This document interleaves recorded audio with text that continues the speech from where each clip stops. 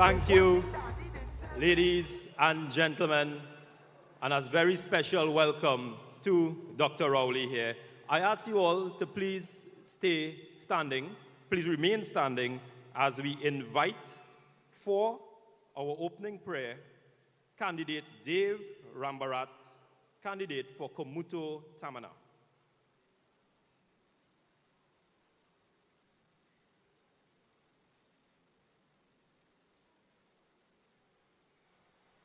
Good evening. Shall we bow our heads and close our eyes? Heavenly Father, in the name of Jesus, Lord, we thank you for this is a day that you have made, God, and we'll continue to rejoice and be glad in it. Father, we thank you for the precious gift of life that you have given unto us. Lord, the health and the strength to continue along this journey. Father, this evening we pray for our political leader, our Prime Minister, the Honorable Dr. Keith Christopher Rowley. Lord, we pray in a special way that you continue to strengthen him. God, continue to give him knowledge, wisdom, with clear understanding as he continues to lead this country of Trinidad and Tobago. All his cabinet members, party executive leaders, candidates, friends, well-wishers, party supporters. Lord, you continue to keep us all in unity. God, that we would stay focused and we would understand the calling and the responsibility that we have to our country and our party. Father, we pray that you would bless us this evening. God, that as we have conversations, God, that it would be done with clarity and with understanding. God, we pray that, God, that your Holy Spirit would rule and reign in this atmosphere. In Jesus' name, amen. Ladies and gentlemen, my apologies. I would just ask you all to just rise again and or remain standing as we play the national anthem of Trinidad and Tobago.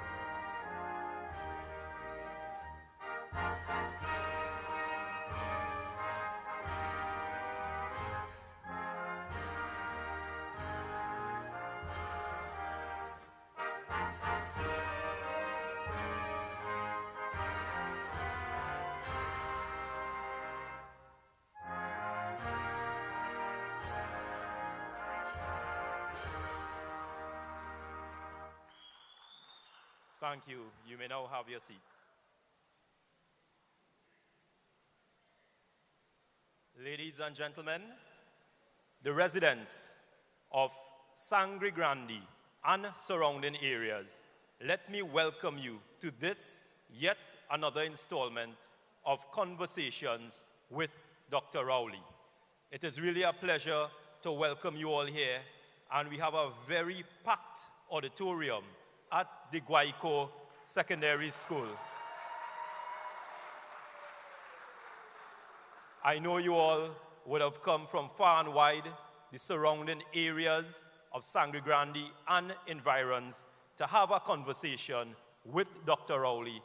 I know as it's the local government elections, as we are in the air and we are winding down, the whole issue of local government reform is burning hot, and you all have your questions that I know you will be bringing. So before we move forward, ladies and gentlemen, I would like to acknowledge and go through our protocols. Firstly, and of course, a special welcome to Dr. the Honorable Keith Rowley, Prime Minister of Trinidad and Tobago and political leader of the People's National Movement.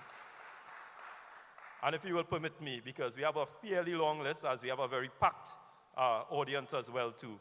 The Honorable Rohan Sinanan, Minister of Works and Transport and Deputy Political Leader.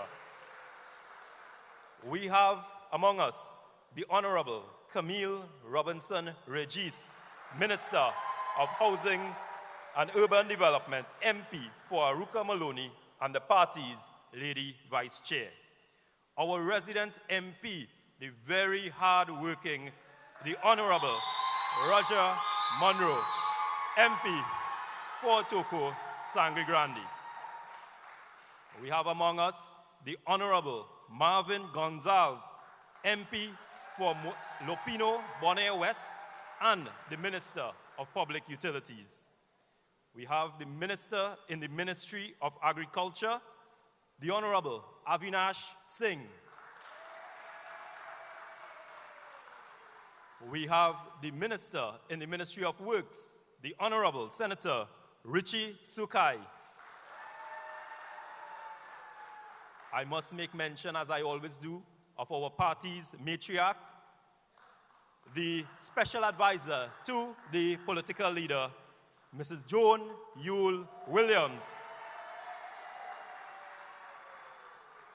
Ladies and gentlemen, we have among us today a stalwart in Sangre Grande and also among the People's National Movement faithful, Mr. Terry Rondon, 28 years, ladies and gentlemen, of service to local government and a lifetime of service to Trinidad and Tobago. Mr. Rondon is not in the best health today, but he has still made his way to be part of this important proceedings.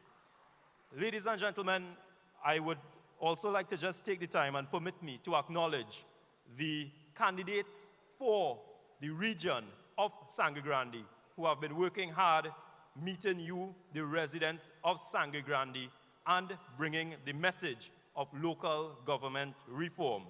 I would just go in order. David Guy, Sangre Grande North East. Dave Rambarat, Kumuto Tamana.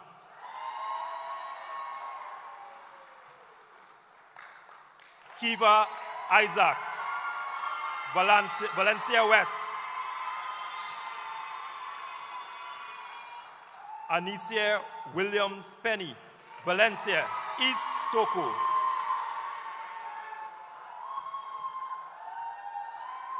Darren Buchun, Sangre Grande South.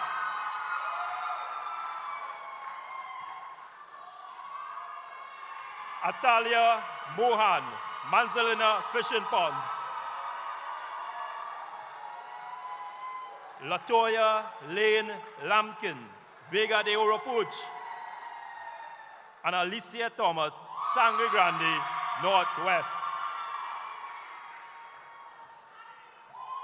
Ladies and gentlemen, these are the candidates who are offering themselves to you for this local government election in Sangre Grande, bringing the message of local government reform. Thank you, ladies and gentlemen, for permitting me that extensive protocols listing there. So this conversation series, ladies and gentlemen, of Sangre Grande and environs, and also to the listening and viewing public in wider Trinidad and Tobago, commenced under Dr. Rowley as Prime Minister as a means of making himself accessible to you and also listening to the views of you, the citizens of Trinidad and Tobago.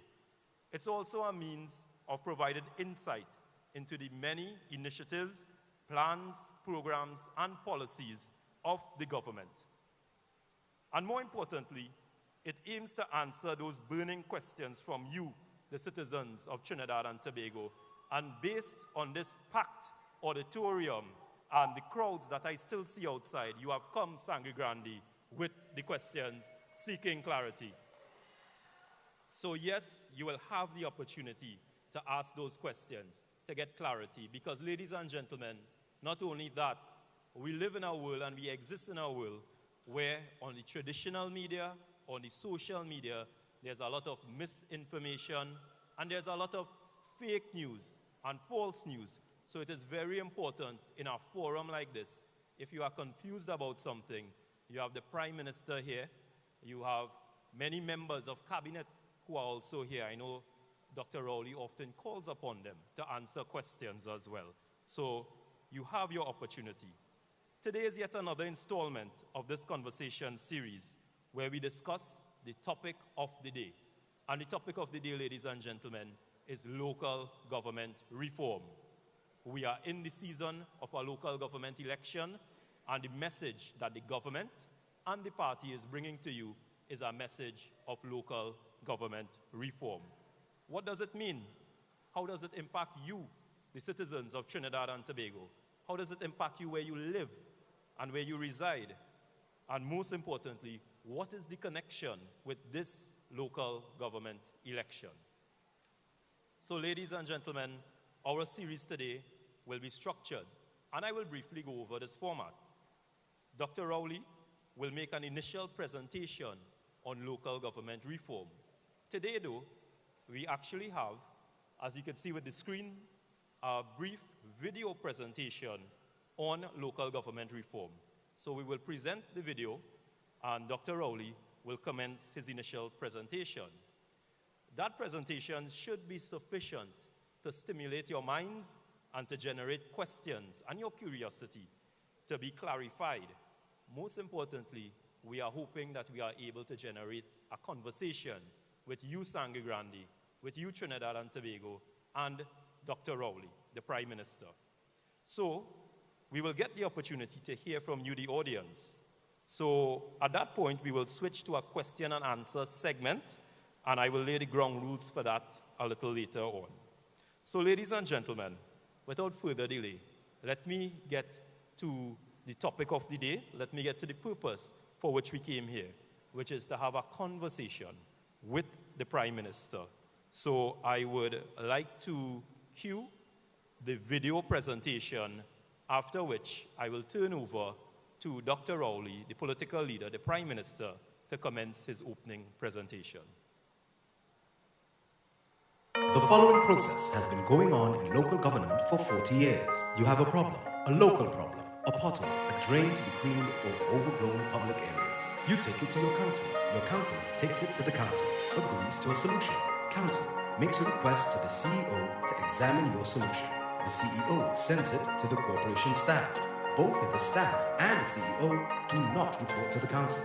The solution to your problem is then examined. Engineering reports, surveys, estimate of costs. This takes 3 to 6 months or longer. When your solution is quantified, it is returned for the council's approval. The solution is then sent back to the CEO, where it begins its journey to the permanent secretary in Port of Spain for processing, and takes months to be acknowledged. The permanent secretary then sends it to the ministry's projects unit for review, and may even query aspects of your solution. If they approve, it is sent to the finance and accounts unit to determine if there is enough available funds to pay for your solution. If funds are available, it is sent back to the projects unit with a confirmation and returned to the PS. It now goes to the Ministry of Finance to again be checked and await approval for a release of funds. When approved there, it then goes back to the PS in the ministry and every single desk it previously touched on its way back to your council. This is the journey of just one solution in the current system of local government. Imagine tens of thousands of problems and solutions that citizens require from local government all over this country. This system provides the citizens more frustration than solutions. The local government system is broken, and the people deserve a new system that serves them. In a monumental move, the PNM government held 14 public consultations on local government reform, drafting a new system based on the voices of the people. This shift, the most significant since independence, returns power from the central government and bureaucracy back to the people. The reform elevates councillors and those they represent into an executive council, empowering them to manage their community's affairs. The CEO and staff now report to new council, enabling local decision-making without central government interference, and establishes a direct relationship with the Ministry of Finance similar to the THA. This reformed local government system grants your communities the authority, autonomy, and resources to deliver services right where you are by those who know and live in your community. Years become weeks. Frustration becomes solutions. Reform is the right choice.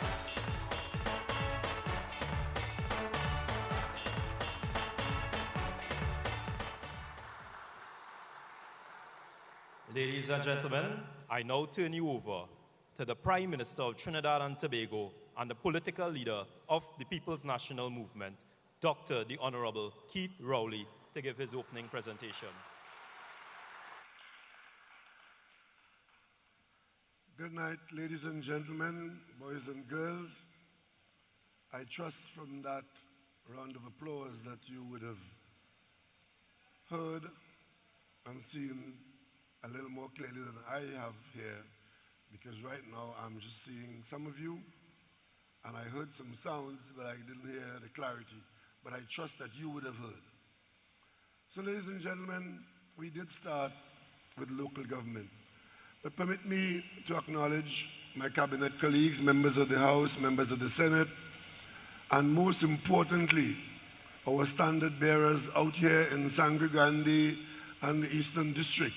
All of them who are tonight, we are so proud to have them out in the field representing the People's National Movement.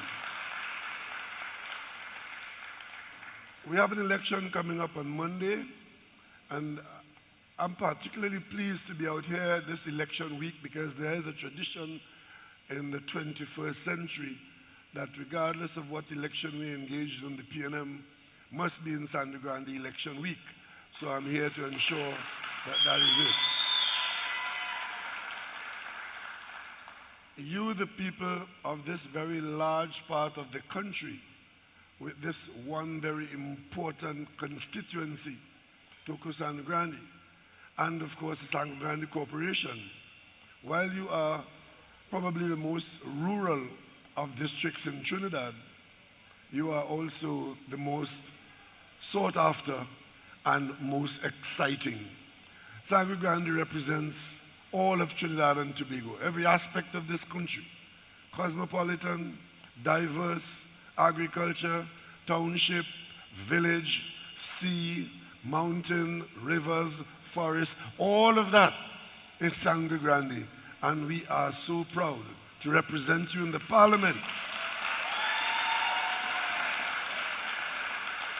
We are so proud to represent you in the corporation, and we will be even prouder to have majority control in the Sangre Grande Corporation on Monday. But we are here because there's a local government election on Monday, August 14. But I want to just make a few comments about central government and the Eastern District. Because you see, we of the PNM say to you out here that elections are important. Elections have consequences. Political parties who come to you make a commitment because development is an ongoing process. In the poorest country, in the richest country, development of the country, of the people, is an ongoing process. And that is why, since we were here with you last, we could point at the level of the central government to the major aspects of development taking place in and around Sangre Grande. We are still close to completing the major highway into Sangre Grande. That work has been going on, and we are almost there. And one of these days in the not too distant future, the central government will open to you that highway into Sangre Grande, which will link you to the capital city.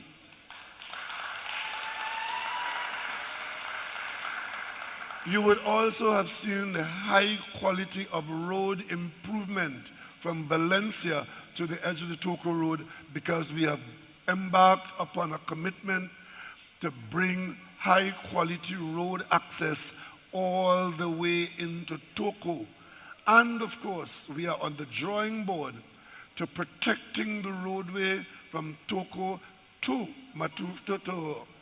out to Matlot, protecting those areas in particular where the sea is eroding. And we have a plan in the Ministry of Works which we are actively engaged on to actually have the Ministry of Works operate its own quarry. Because we've sourced the stone, we've found it, we just have to know how to operate that quarry to provide all the stone protection works and road improvement and upgrade from Toko to Matlot. You would have seen, those of you who have been inside of Sangre Grande, you would have seen us in the process of constructing the nation's newest hospital, which is to be completed during this year, 2023, a brand new Sangre Grande hospital. And of course, on the southeastern corner, you would have seen the terrible destruction that took place on the Manzanilla Road by the sea and the river during that period of extreme weather condition.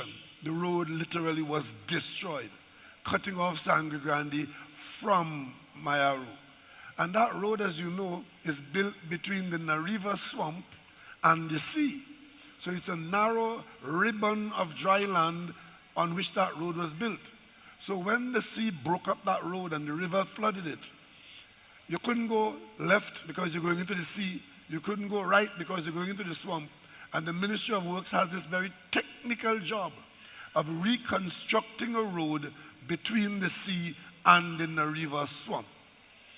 I saw some people who are inconvenienced, and I'm sure we all feel their frustrations, because to be cut off and to have to go through a very bad temporary road could really, bruise your patience. And sometimes some people get so impatient that they would like others to hear about their impatience.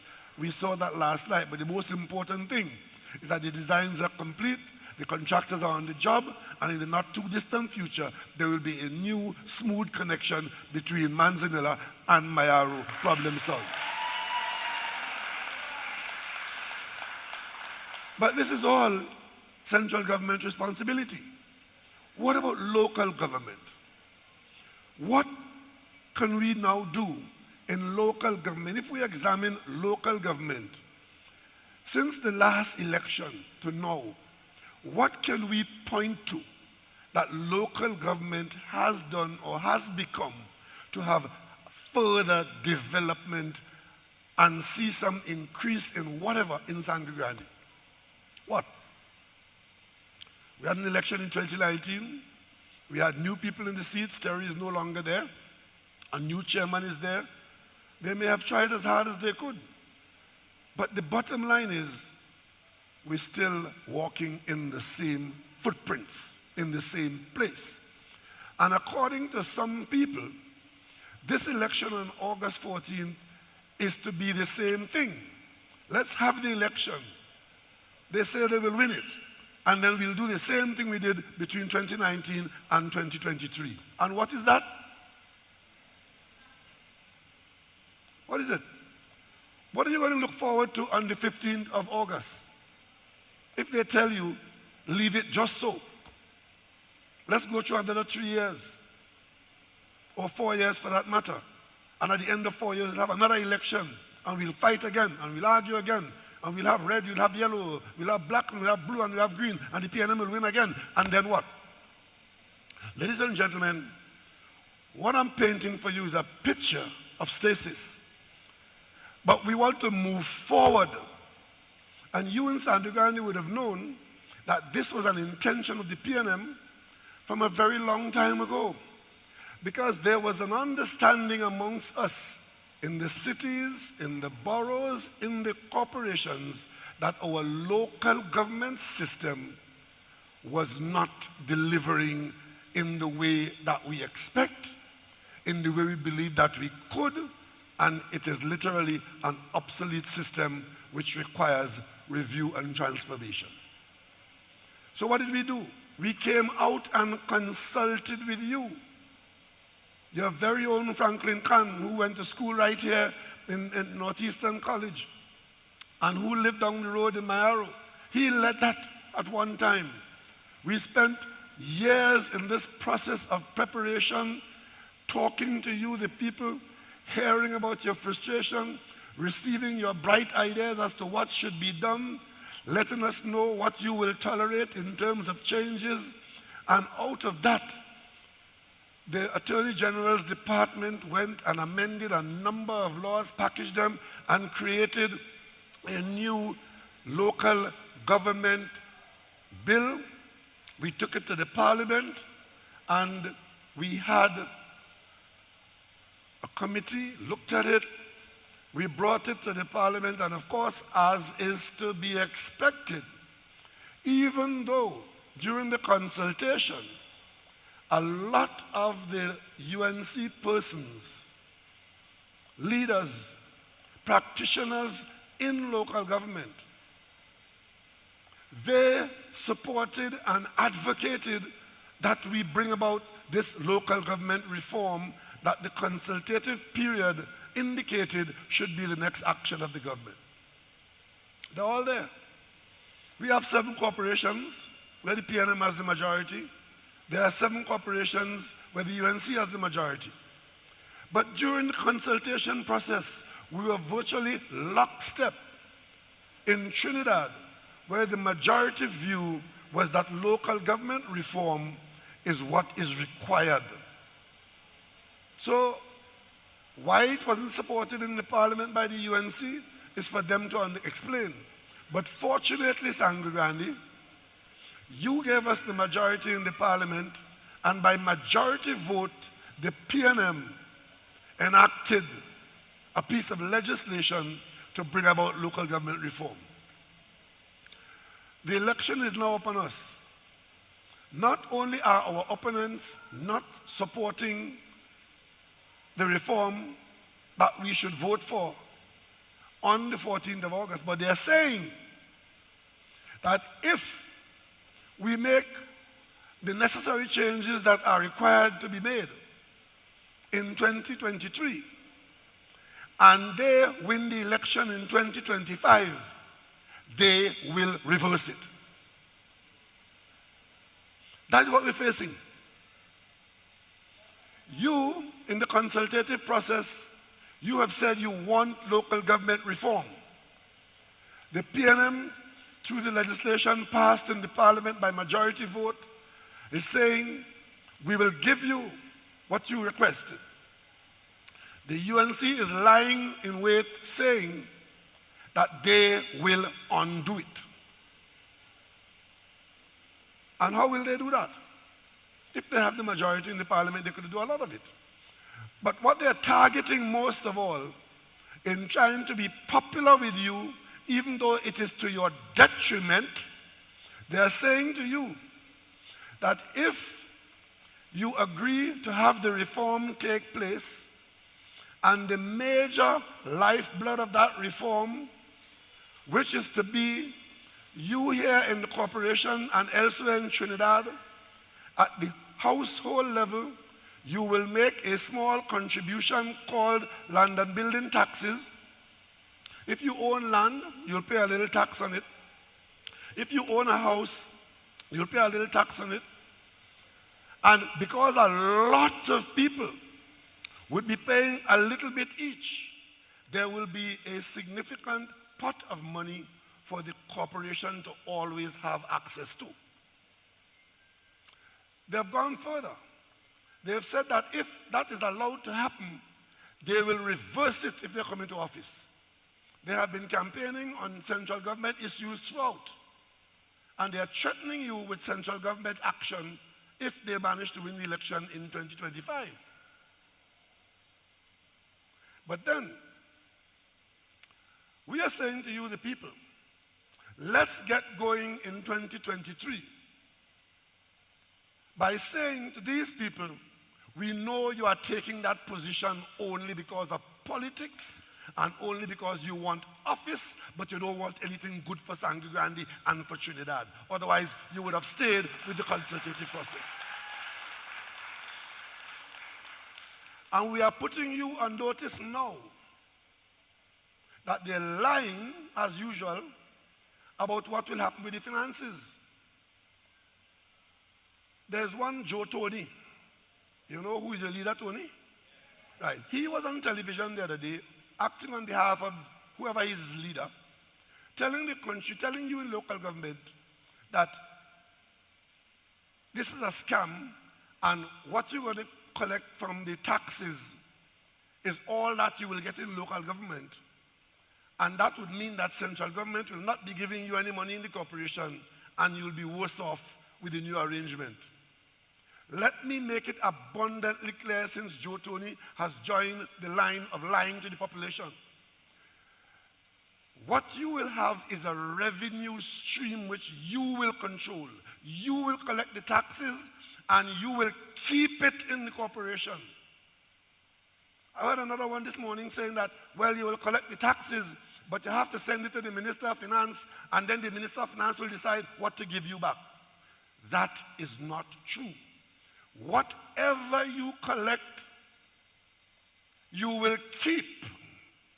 And that will only be one aspect of the revenue that will be in the corporation, but it will be the revenue that you control. You will also be entitled to receive an allocation from the Ministry of Finance as he makes the allocation from the national budget. Because the national budget, the government gets revenue from oil, from gas, from PAYE taxes, from other sources, and will still share it with you at local government. So you will still get that. But because you're getting the local taxes and you're getting the central government taxes, you wouldn't be hand to mouth on any one day where if there's a pothole on a street, or if there's a field to be cut, or any other immediate small works to be done, that you will not be able to do it. You will be able to do it on an ongoing basis. And that alone should give you the picture of how the local government authority in the new arrangement would be better off than the last one that is going out of office.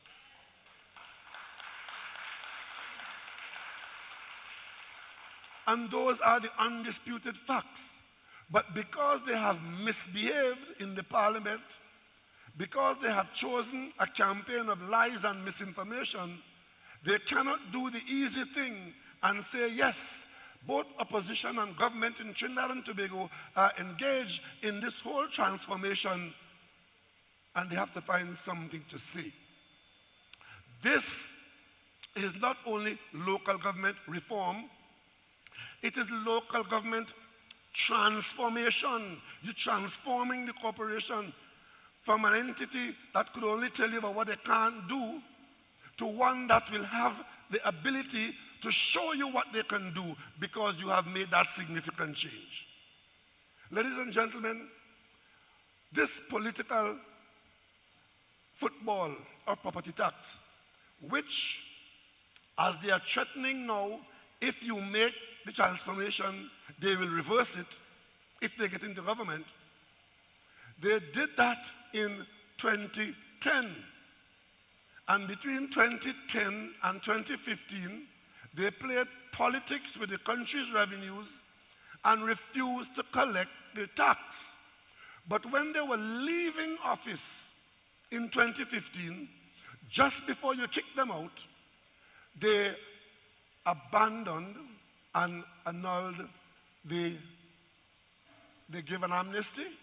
They ended the amnesty in 2015. Before September 2015, they took action to end the amnesty, and had they won the election in 2015, when they came back into office in September 2015, they had said to you, and they most certainly would have been collecting the tax. We came into office on September 8, 2015.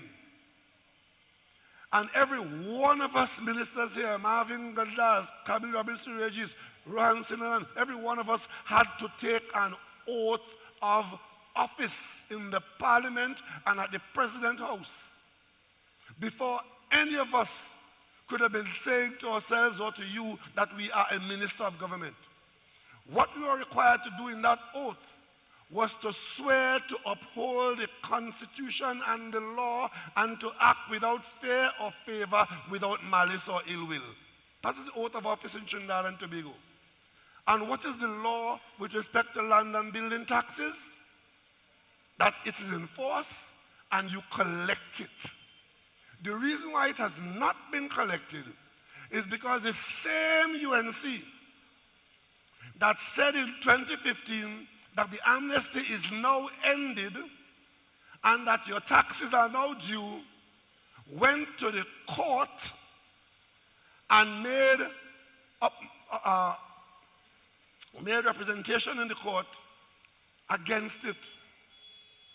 But that is not new. That is what the UNC does. There's one former UNC Attorney General who piloted a law to do with children in the parliament. He piloted the bill. He spoke in defense of it. He was responsible for every single clause in the parliament during the committee stage to ensure that the law, the minute he lost his job in the most disgraceful way he did, you know what he did? He goes to court and is opposing the very law that he passed in the parliament a few months before. I did not tell you about the Caribbean Court of Justice, where they got full support in this country from the PNM and most people to bring the headquarters to Port of Spain. The headquarters of the Caribbean Court of Justice is on Charlotte Street in Port of Spain in Trinidad and Tobago. But the very political party that led the charge to bring the headquarters here, the minute they lose the election in 2015, they flatly refuse to do anything about making the Caribbean Court of Justice the final court of appeal. They find all kinds of reasons to oppose it. And so it is with local government reform. Talk at will, have a lot to say, be experts in the discussions on local government reform. And now that the thing is supposed to go into force, they're in the opposition. They want no part of it and are threatening you that if it is put into being, they will reverse it when they come into office. Well, Sangre Grande, you have a habit of doing something. I want you to do it again. In 2025, make sure that they get the same result that they got in 2020.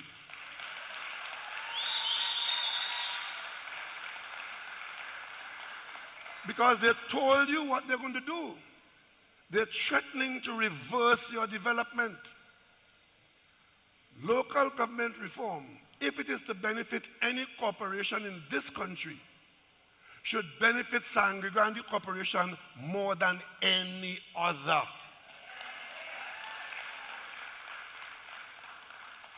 Because you will know that you are not better off with somebody in Port of Spain controlling what you do here in Sangre Grande down to the micro level, where you have been complaining at corporation level. One, that you never have enough resources.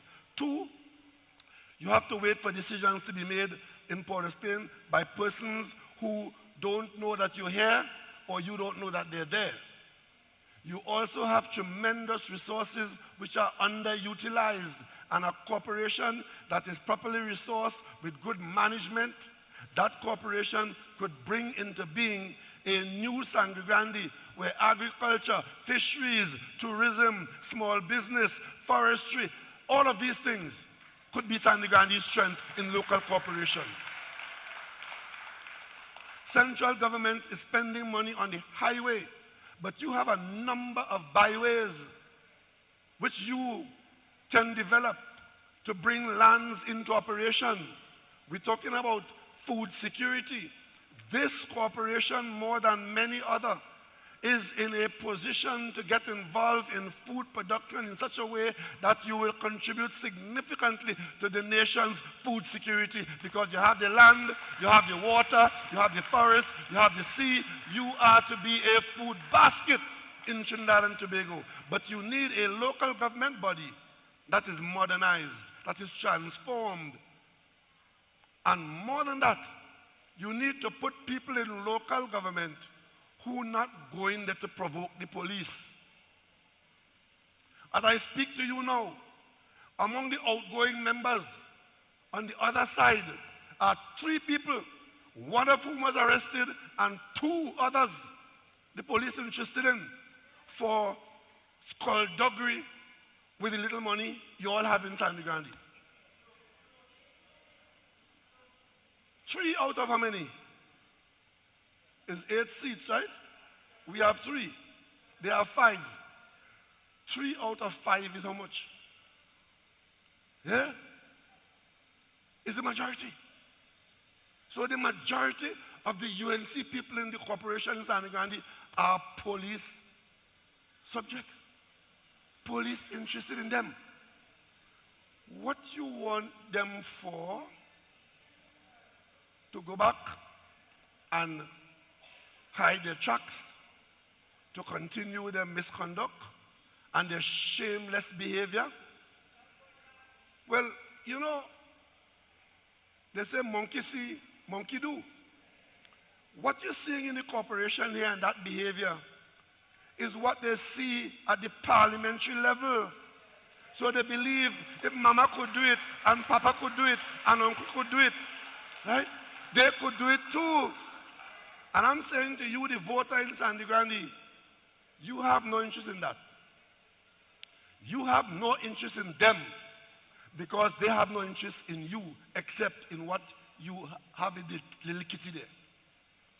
So when you go to vote on Monday, do not vote back any of those people. Let them go and spend the time with the police. Let them go and spend their time with their bail. This is serious time, it's serious business. We have given you most excellent candidates, people from your community of the highest caliber, people of integrity, good quality personnel. Vote for them, vote PNM. So in Tokos and in Sangre Grande Corporation, we're starting with that.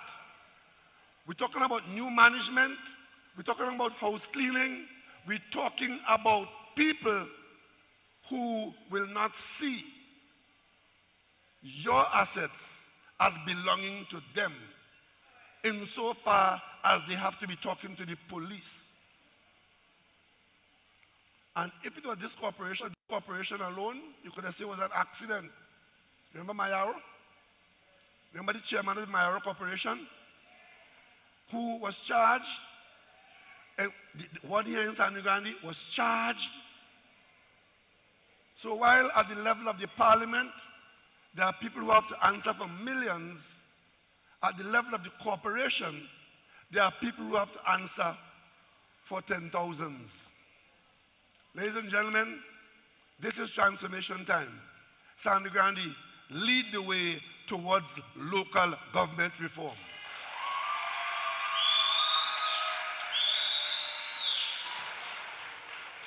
Thank you, Dr. Rowley. Indeed, discussing how local government transformation through local government reform can benefit all regions, all communities, including Sangre Grande. So, ladies and gentlemen, we will now shift to the question and answer segment.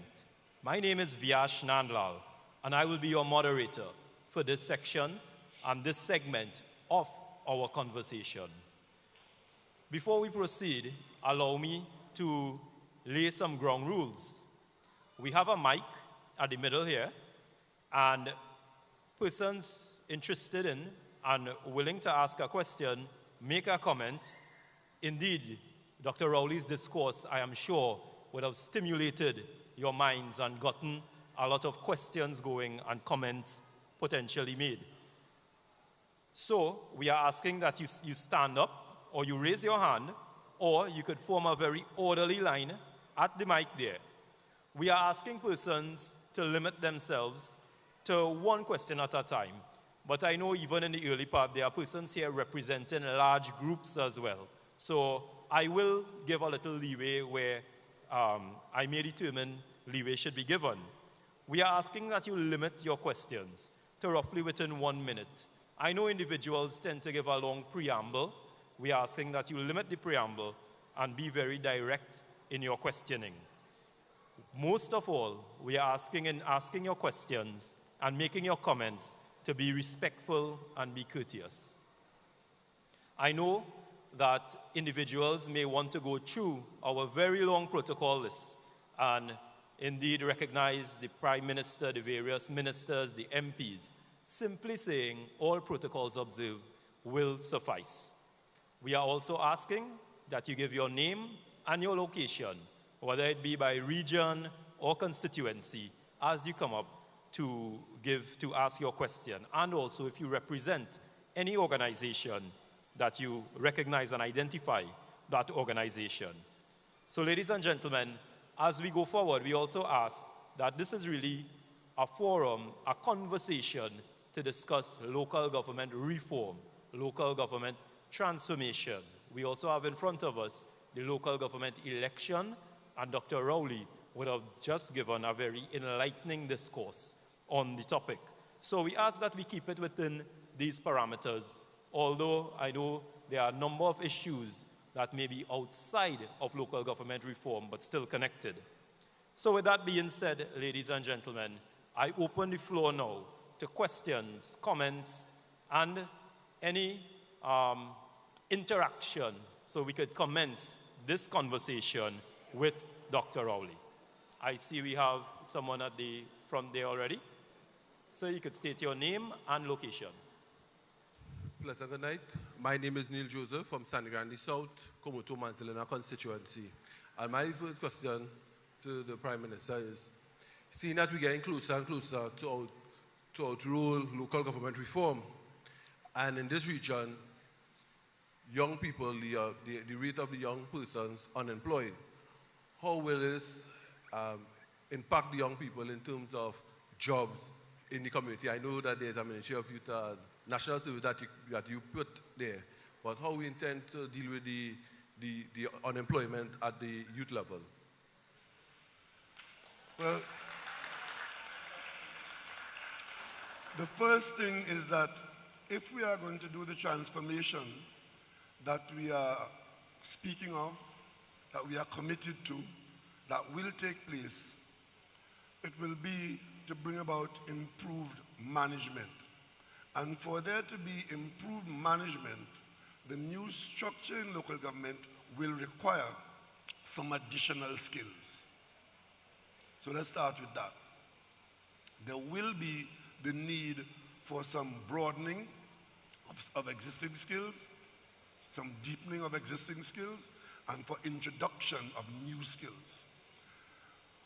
There also would be opportunity for the corporation to do more than it is doing now, which is taking more responsibility.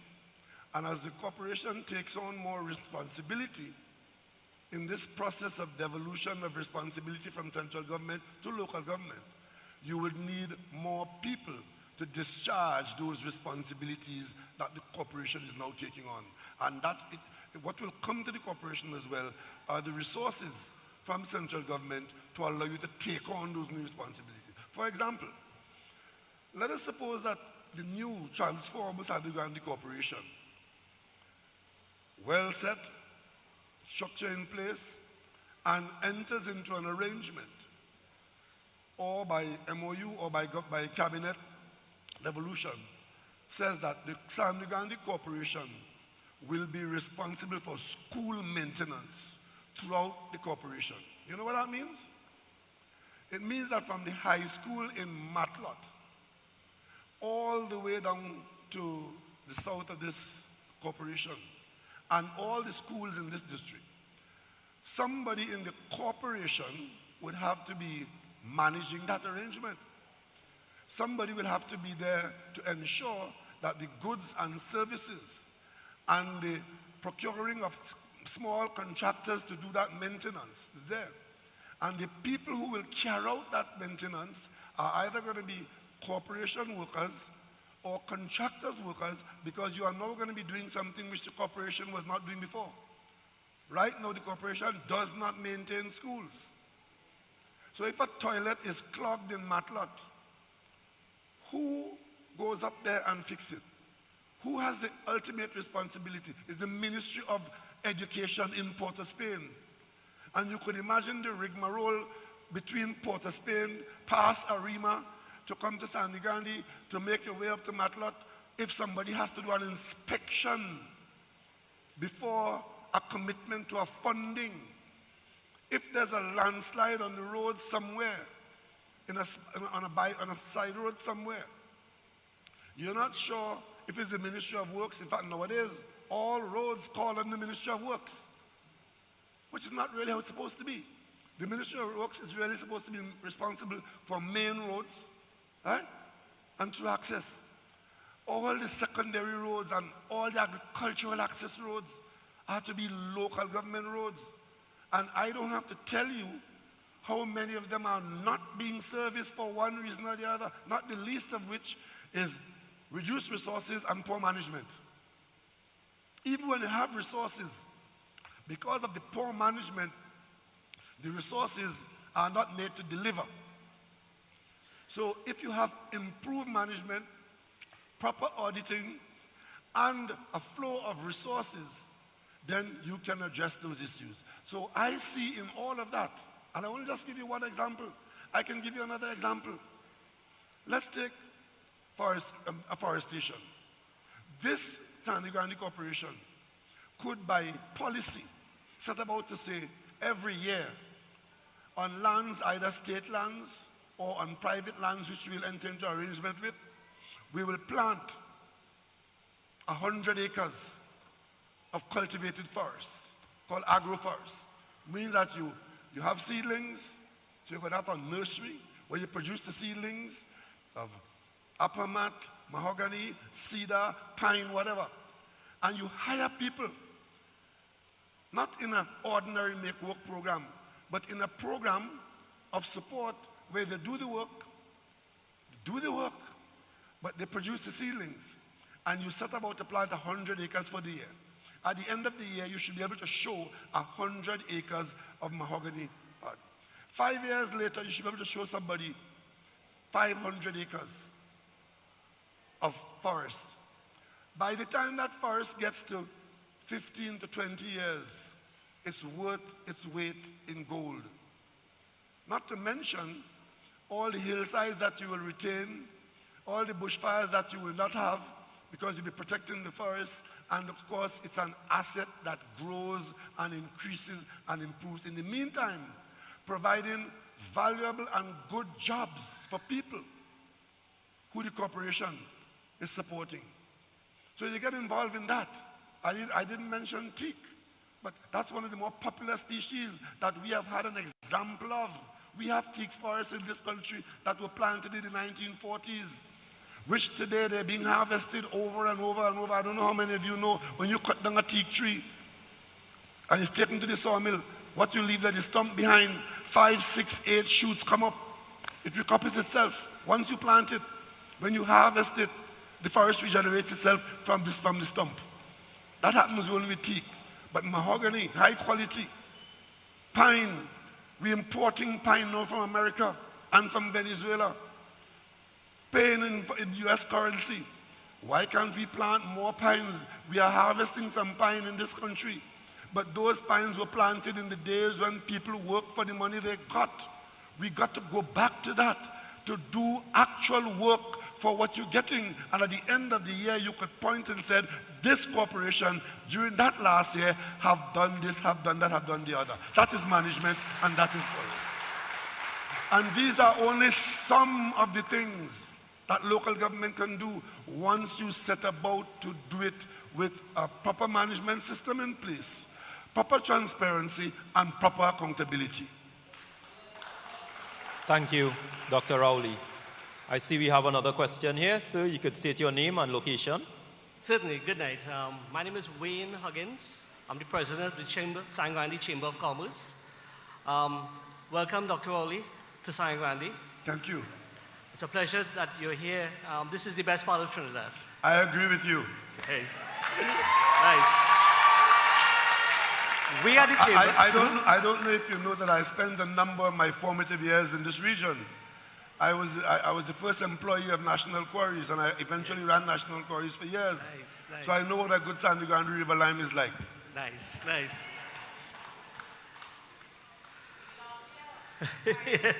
I love you too.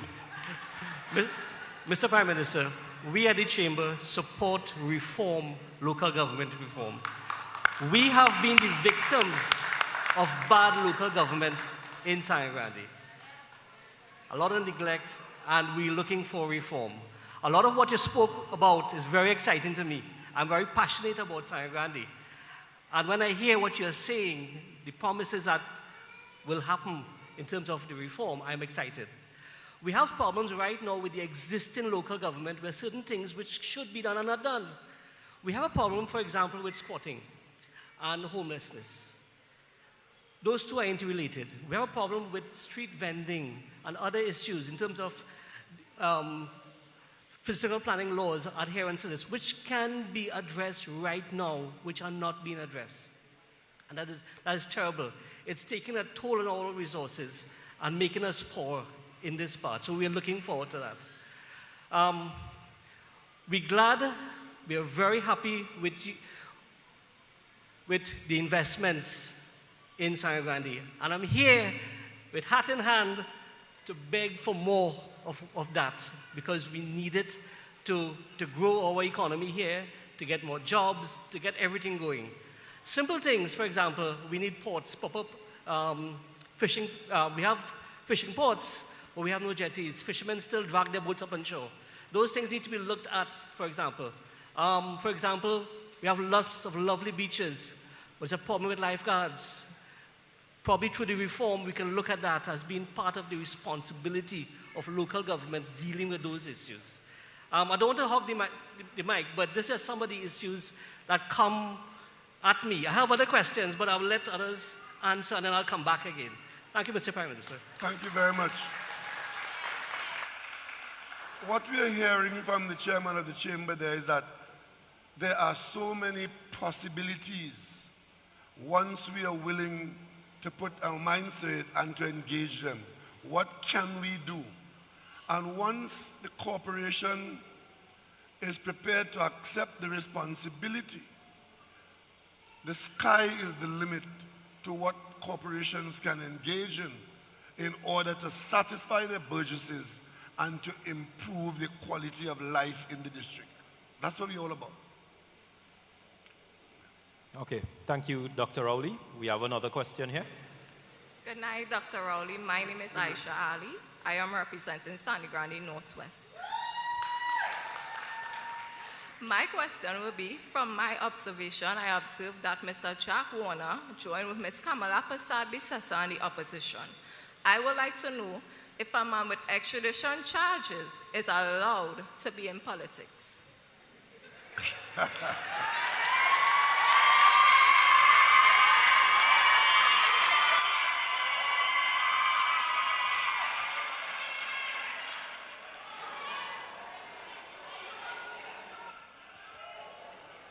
Ladies and gentlemen, let us not be troubled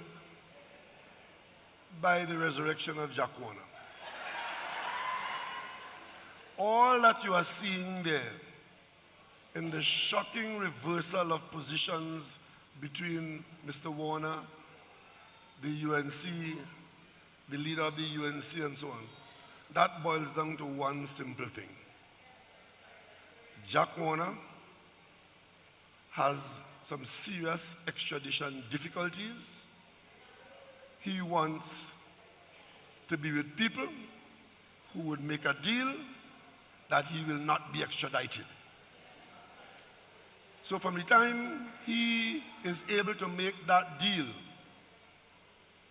Section 35, you could call it. Because you know what Section 34 was?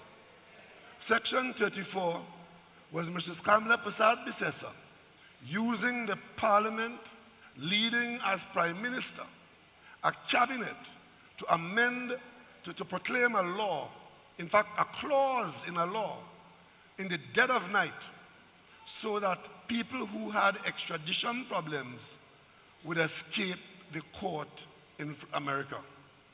So Jack Warner has the same problem. So who do you expect him to run to? Who will strike a deal with him? Shocking as it is, more than the people who have demonstrated that it is not beyond them to prevent people from going to court by offering them sanction from extradition. They've done it before, and what you're seeing there is them attempting to do it again. My advice to you is to ignore Jack Warner, but keep your eye on the UNC that is prepared to make that kind of deal. Thank you. We have another question here. Again, state your name and location. Good evening, Dr. Rowley. My name is Malaika Rambrat, and today I am representing Komoso Tamina. So I must say, the People's National Movement have some excellent social media pages running, and from time to time, I would see a lot of ads coming up on my pages, and it is portraying reform to be an extremely powerful thing. They are saying that it is the greatest power shift since independence. So what I would like you to do tonight is explain how exactly this is going to improve the quality of life of the people of Sangre Grande specifically. How will it work for us? I must say I missed the main point. You said you saw something. What did you say you saw? Oh, there are a lot of like ads going around, you know, talking about the reform, that kind of thing. So I would like you to explain how it's going to enhance the lives of the people of Sangre Grande, the quality of our lives. Well, what we're trying to do is to educate people that change could bring about improvement and that change is available. This is a conversation with the population, a population that has been quite long-suffering. It's been a long time that we have been saying that yes, we want local government, because local government decision making at the local level is a good thing for us. And that if we can get what we think local government can deliver, then we are in agreement that it should be done. So those things that you see going around is saying to people, come on board and let us do it now.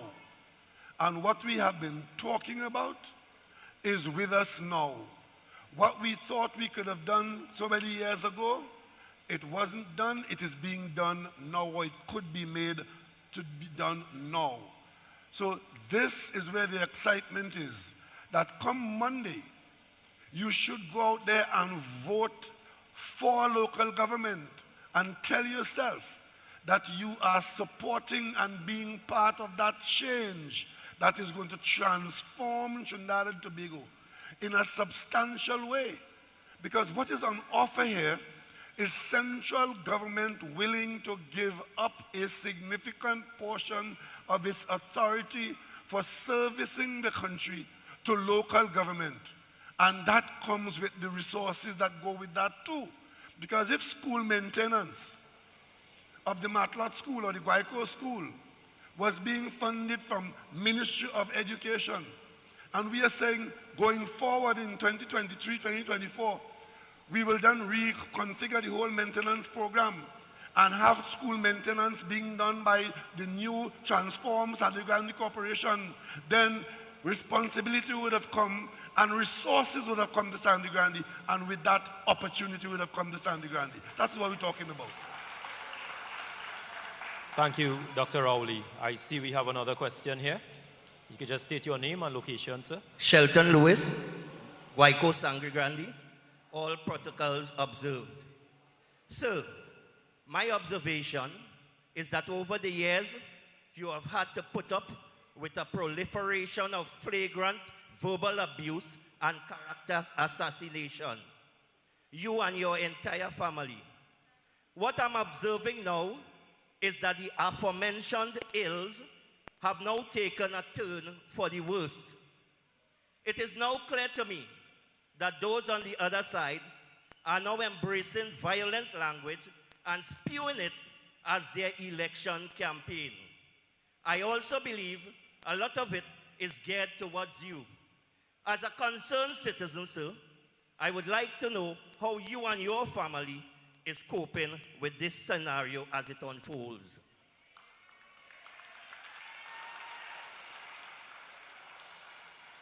Well, let me just say that I am blessed with a family that I'm very proud of, and a family, especially my wife and my children, who are very supportive of whatever I set out to do.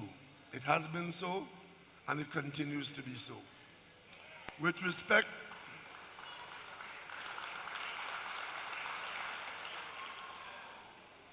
I have been in public life now for very many decades, and as you have said, it seems to be getting worse.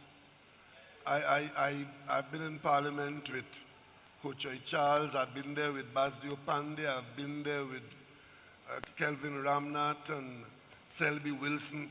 These are people I was on the opposite side of, but we at least could have had a drink together and talk together and so on. What is happening today is the poisonous hatred that has replaced camaraderie in the Parliament. You see it in the nastiest of personal attacks, because the current population of these people believe that this knockout punch, this slander of an individual, this busting a mark on an individual will destroy such a person. Unfortunately, I have been a target, but on every occasion they've missed the mark.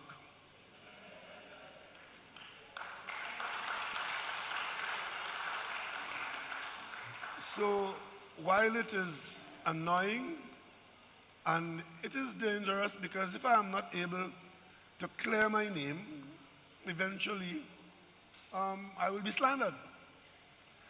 But you may ask yourself, why is this being done? You know, it is said that, you know why it is said that a thief hates to see a man with a bag?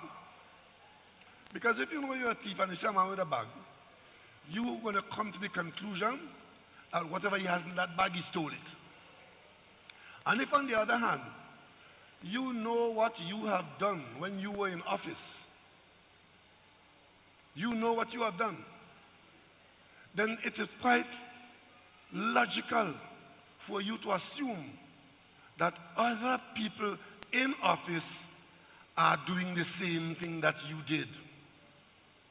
And that is what drives it. That is why you have all these allegations. But I can tell you, sir, tonight, that I have led a government for 8 years in Trinidad and Tobago, and not one of the ministers in my cabinet is a subject of any police investigation for fraud or any criminal conduct. And that seems to be bothering some people. So if it is not so, they want to make it so. Because if they are able to say that we are doing the same thing, then they believe that will minimize the exposure that they have for what they have done. Because they spent 5 years in government, and I don't have enough fingers and toes to count the amount of them who are of interest to the police and the courthouse. And I could tell you, the very fact that this cabinet is not in that situation is an improvement in Trinidad and Tobago. Thank you, Dr. Rowley. I see we have some more questions. In fact, we have a line of questions. So I know we have a lot of eager and inquisitive persons here today. So if you could just give your name and location, ma'am. Pleasant good evening. All protocols observed. My name is Kurlan Garrisons, and I am from the Topo Sangre Grande Could area. I ask you to speak a little closer to the mic because Sure. I'm having difficult. I want to hear you clearly. Thank you. Okay, this is better? Yeah, much better. Right. Dr. Rowley, there are lots of talented people in Sangre Grande, and my question to you is, will the local government reform help in any way for business grants? And if so, in the aspect of timely manner? Thank you. In aspects of what? A timely manner. Business grants. Business Grants. grants. Yes. Oh, yeah.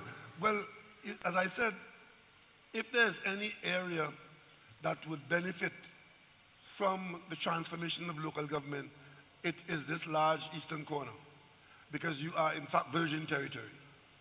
There are resources in a variety of locations within the government system which could be made available to more people in Sangre Grande and its environs to get involved in the various kinds of small business, to encourage them in entrepreneurship. In some instances, you may be the producer of the raw material out here, or because you have become more connected, more easily connected to the rest of the country, that things that are not now happening in Sangre Grande could begin to happen because you have easier access. You still have some potential for the cocoa industry. We talk about cocoa rehabilitation, or even the establishment of new fields. Where else could it be better done than in the eastern corner here, and all the way around the north coast? We talk about tourism. Our north coast, from Cumana, from Rampanalgas, all the way to Matlot, that is virtually untapped tourist potential, including some of the nicest beaches in the country. The environmental aspect of turtle watching, which is going on, can grow. And of course, in the town of Sangre Grande, young people, as I agree with you, that you're full of skills, like the other part of the country, but you here, your skills are untapped. And therefore, we're waiting to see you blossom and bloom. And the opportunity is there. We have NEDCO, we have the Ministry of Trade encouraging you. We will want to hear what you are going to do in the new environment. And of course, you have your new hospital coming. You'll have staff going there. They need support. Your agricultural department, you may have agro-processing. In the far south corner, we're encouraging agro-processing in Moruga. We spend $90-odd million in establishing an agro-park in Moruga. Why can't we not do the same thing in the northeastern corner up here and encourage you to produce the raw material? And in that agro-park will be opportunities for a series of small businesses known and unknown to me right now. So the opportunities are there and will come once we commit to making the transformation. Thank you. We have another question here. Good evening, everyone. All protocols observed. Good night, Honorable Prime Minister. My name is Elizabeth Wharton, the former councillor for Sangre Grande Northwest in the period of 2016 to 2019. I must say that local government is the right step in this time of the political climate and season, and it's in the form of a right direction. On many in your meetings, a lot of opportunities would have been highlighted, mainly like for contractors and other persons. My question tonight, Honorable Prime Minister, our flag bearers will be installed at the Sangre Grande Corporation because we are claiming we are taking it back from the UNC, those culprits. The question is, local government reform allows a lot of opportunities for employment, whereas we spoke about the practical and opportunities for contractors. Would the councillors, when they are elected, would they have a special team of persons working like in an administrative forms, because there are different pillars, and some would be implemented, like you would have mentioned school, the education system, social development, and so forth when we follow the pillars of the local government reform. So would the councillors have special team from burgesses in their community to form that team in order to enhance and make their work easier and spread the work across the field and not just isolate with just trade and whatnot, because we have a lot of educated people in Toko Sangre Grande. Thank you. Well, I couldn't say at this time specifically what the councillors will do at councillor level, but what I could say is that there will be a clarified and effective organization in certain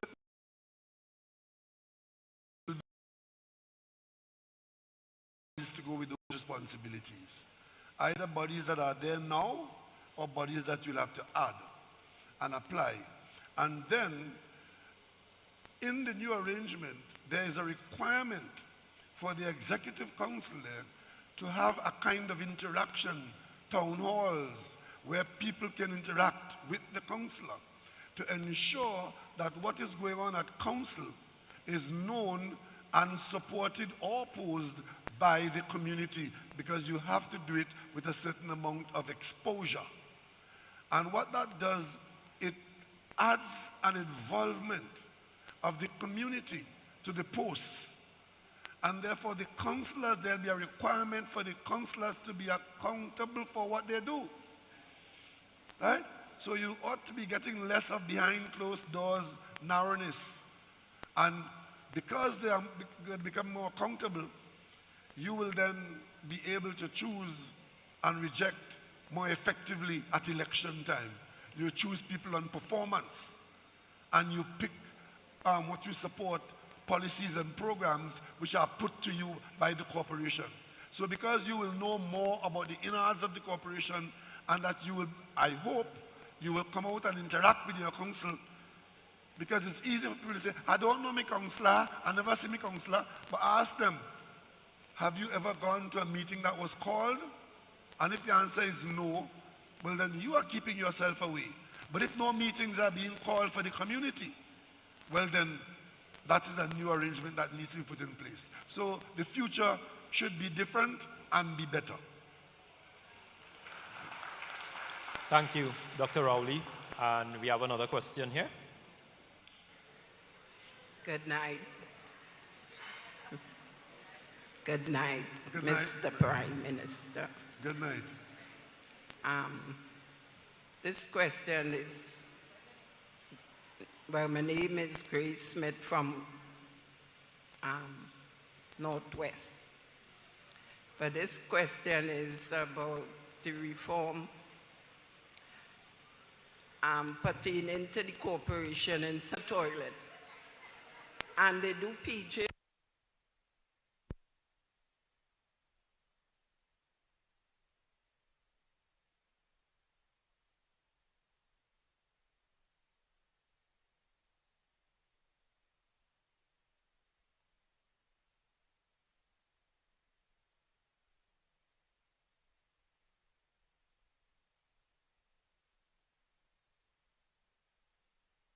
Testing.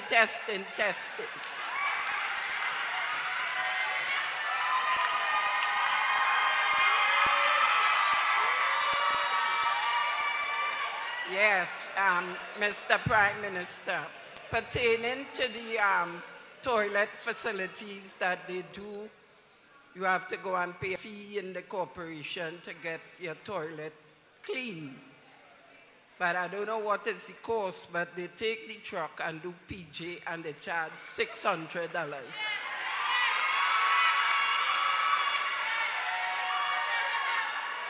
So I wonder if the reform will control the racket in the corporation. That's my question. And then I have one more issue, that I have a daughter working in the health department. She working there 14 years now, and she wanted transfer to come to Sangre Grande to work because she's a diabetic. And one of her eyes is going bad, and she has to travel from Grande to St. Raphael. And she go to all institute. We went to Roger Monroe too on the issue. He said he knows somebody, and he will get up to some woman to help her out because she really does drive her vehicle to go down to St. Raphael. And she go to different people and she get no reward. That is in the health sector.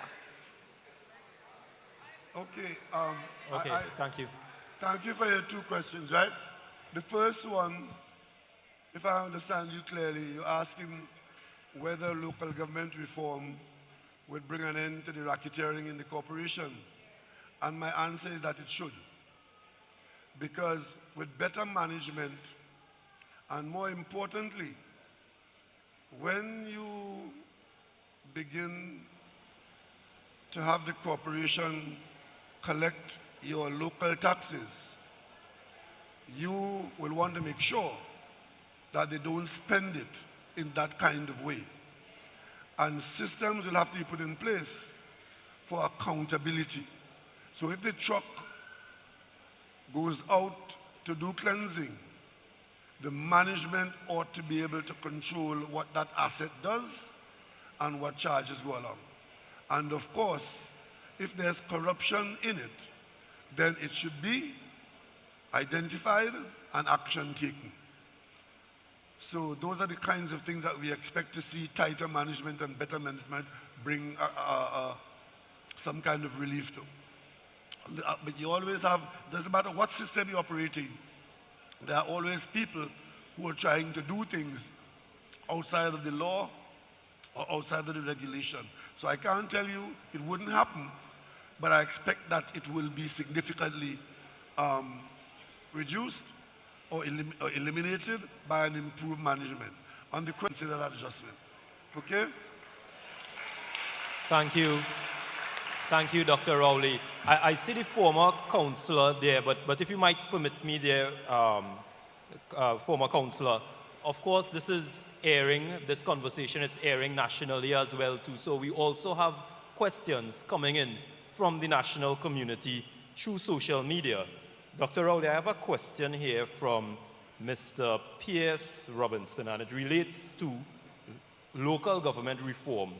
How is it going to address the disparities in regional development to ensure that growth and opportunities are equitably distributed across the country, benefiting both the rural and the urban communities? Well, we do have a current arrangement where what is coming to local government from the consolidated fund, the ministry looks at the needs of the community, and there's a bit of balancing that takes place, and each corporation gets an allocation depending on in any part of the country should be able to benefit from what the country has to offer in the policies and programs for all its citizens. Right? Thank you, Dr. Rowley. And we could move on to our other question from the audience. Pleasant good night. Dr. The Honorable Keith Christopher Rowley, Prime Minister of Trinidad and Tobago.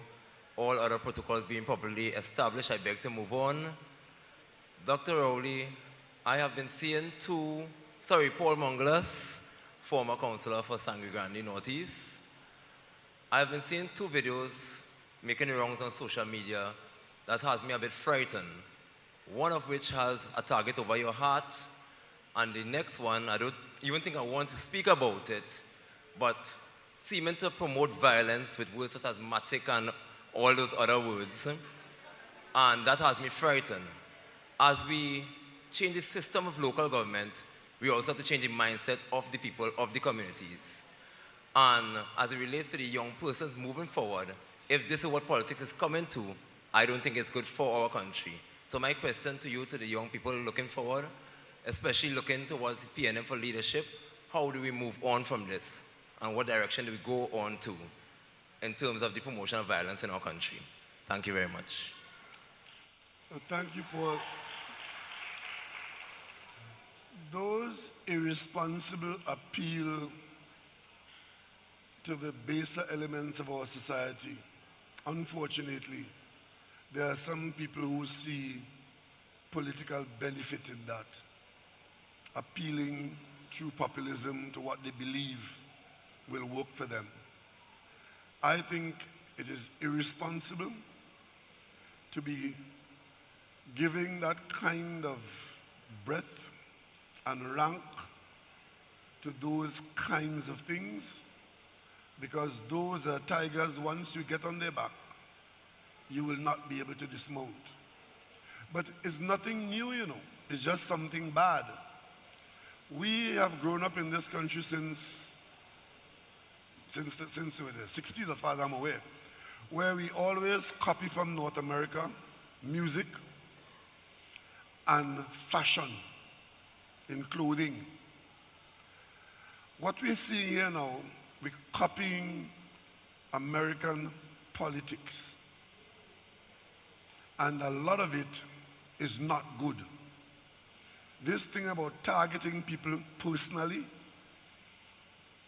lying to the public, falling in love with office and not wanting to give up, all of those are being copied from the United States.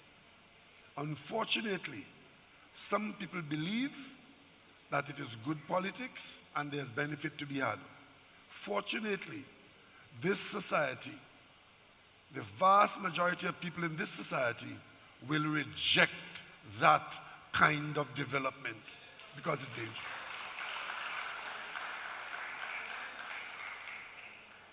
Thank you, Dr. Rowley. Our other question. Good night, Dr. Rowley. My name is Aidan Tate. All protocols. Yes, thank you. My name is Aidan Tate. I'm from the Sangre Grande Northeast constituency.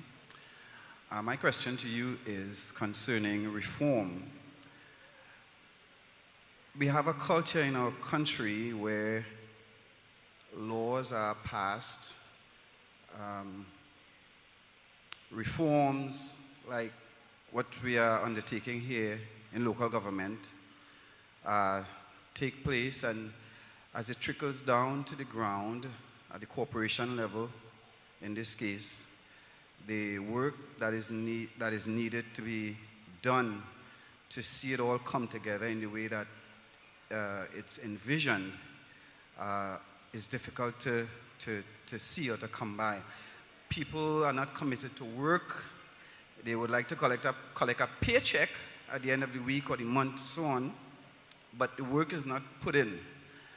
If in the current state, as we have it now, the local government isn't functioning, for example, cutting the recreation grounds, or this has been going on for years, what assurances or what does the legislation or reform compel? How does it compel the local government and those beneath local government to do the work that is necessary in order to make this reform really what it is supposed to be? Well, there are two things that converge there. One is the general poor work ethic that can be observed in many parts of our nation. I'm not here singling out any particular worker or group of workers, but we would be less than honest if we do not accept that we have issue with our national work ethic. So whatever we do, reform or no reform, the whole question of work ethic should have to remain a matter of concern. And secondly, is the role of management in managing the resources, including the human resources that are assigned to functions. You know, about a year or so ago, we decided to proceed. Cabinet gave clearance for the board of WASA to proceed with a restructuring program. And in that restructuring program, this same issue came up about work ethic and, of course, cost to the taxpayer. And when the union was asked, what do they have to say about this change that is going to be made at WASA, and where an allegation is that people were not performing for the money they were getting, you know what the union leader said, quite correctly? He said that is a matter for management. That is a matter for management. If management can't manage the workers, that is management's problem. And that is a national issue. But we can't allow this truism, this truth, to prevent us from reaching for a transformed local government. We have to make the transformation and expect that in that transformation, some of these very issues will be addressed for the benefit and betterment of the society. Thank you, Dr. Rowley. We'll continue with our questions again. Name, location. Good evening, Prime Minister. Good night. Good night. All protocols observed. My name is Pedro Malvin. I'm from Mover. Prime Minister, you made the point that in national budget, the government gets revenue from oil and gas. Wouldn't we get further revenue from an operational point of view, oil refinery? In addition to that, the lean depth of the assets has been the major sticking points for most bidders. Can the government deal with that lean situation once and for all? The finance minister, Colum Imbut, said that he would have dealt with it. That has not been a reality. So I'm saying that we need to deal with that to get our refinery operational. The Minister of National Resources from Guyana said that he will love to do business with Trinidad and Tobago. The union here and this government has a wonderful relationship with Guyana. That is a plus. Would there be a consideration, sir, for you to revisit patriotic bid in the interest of the nation and regional security and CARICOM? I got the first part of the question, which was about the refinery. Let me, for the nth time, say what the story is with that refinery. That refinery had a purpose. The purpose was for refining oil. We in Trinidad and Tobago do not produce a significant amount of oil as we used to. There was a time when that refinery was refining as much as 230,000 barrels of oil per day, some of which was imported and refined there, but the majority of it was coming from Trinidad. Over the years, as the oil fields produce less and less, because it is a diminishing resource as you extract it, we got to the point where currently we are producing in total about 60,000 barrels a day. And we were importing sometimes over 100,000 barrels of oil per day and refining it. So we went from being a producer of oil that needed to refine that oil to an importer of oil for refining business. That was losing money on a scale that could not have been sustained. Had we not stopped the refining business, the losses that we were incurring there, which would have been losses to the Minister of Finance because the government was underwriting Petrotrin debt. Because even as I speak to you now, since 2018 to now and for the years ahead, the Minister of Finance is still servicing on a regular basis 50 million, 30 million US dollars for Petrotrin. But we also had a huge foreign debt, foreign account debt that had to be serviced in 2018 in a way that we could hardly have afforded. The restructuring allowed the country to treat with those problems. In short, we came out of the refining business. The refinery, as it exists now, we always said from the beginning, and we are saying now, if there's anybody with their oil who would like to refine it at Pointe-a-Pierre, we can have some kind of arrangement that the refinery can be made available. So far, there has been no reasonable, serious proposal made for the use of that refinery, because refineries going back into business after they have been shut out is not a simple business. It is usually a very difficult business, and sometimes it never happens. Right now, the last time we checked, there were about 18 refineries around the world that had been shut down and didn't come back into business. Some of them right close to us here in Aruba and Curacao. Right? So because the refinery is there, shut down, does not mean that the government is trying to restart it. We have come out of it because we don't have oil to refine and not lose money. Right? The Guyanese oil is another story. Because there is oil in Guyana does not mean that they will come looking for our refinery. The oil in Guyana does not belong in majority to the Guyana government. It belongs to Exxon and Hess and Phillips and all the oil companies who have other arrangements for refining their oil. It's publicly known across the world that we have a refinery. We've gone out with RFPs, we've spoken to companies, we've even spoken to our friends in Guyana. But until they indicate that they have an interest, there isn't much that we can do, right?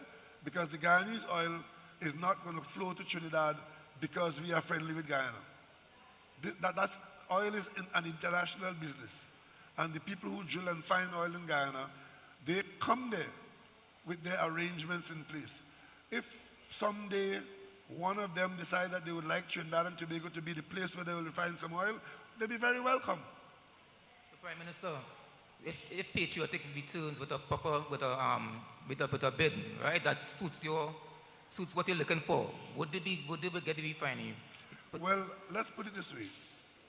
Before anybody else had been given the opportunity to make a bid for that refinery, that opportunity was given to Patriotic.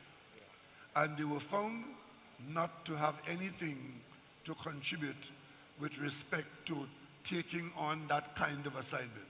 It was as a result of them failing to use the monopolistic arrangement up front that the government then went open to other people.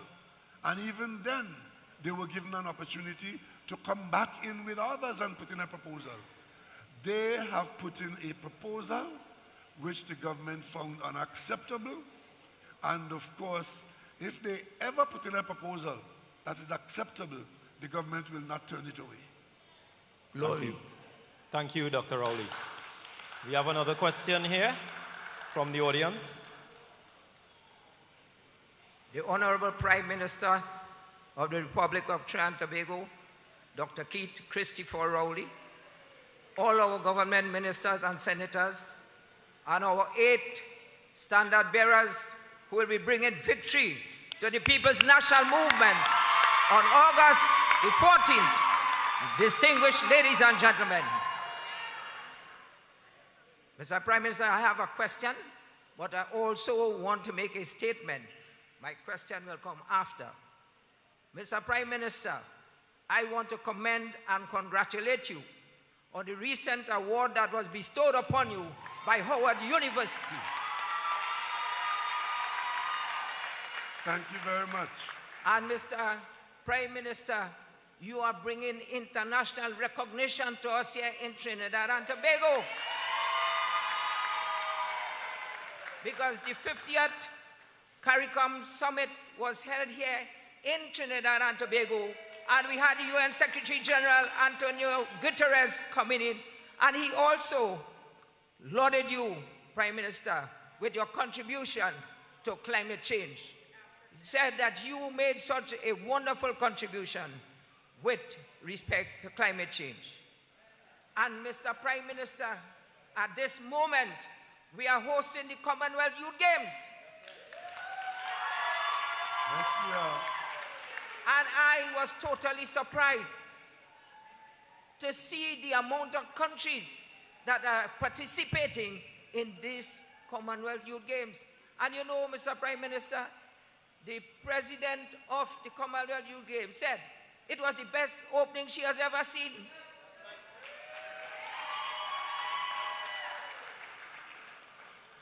Apart from that, Mr. Prime Minister, when the COVID-19 was declared a pandemic in 2020, March 2020, by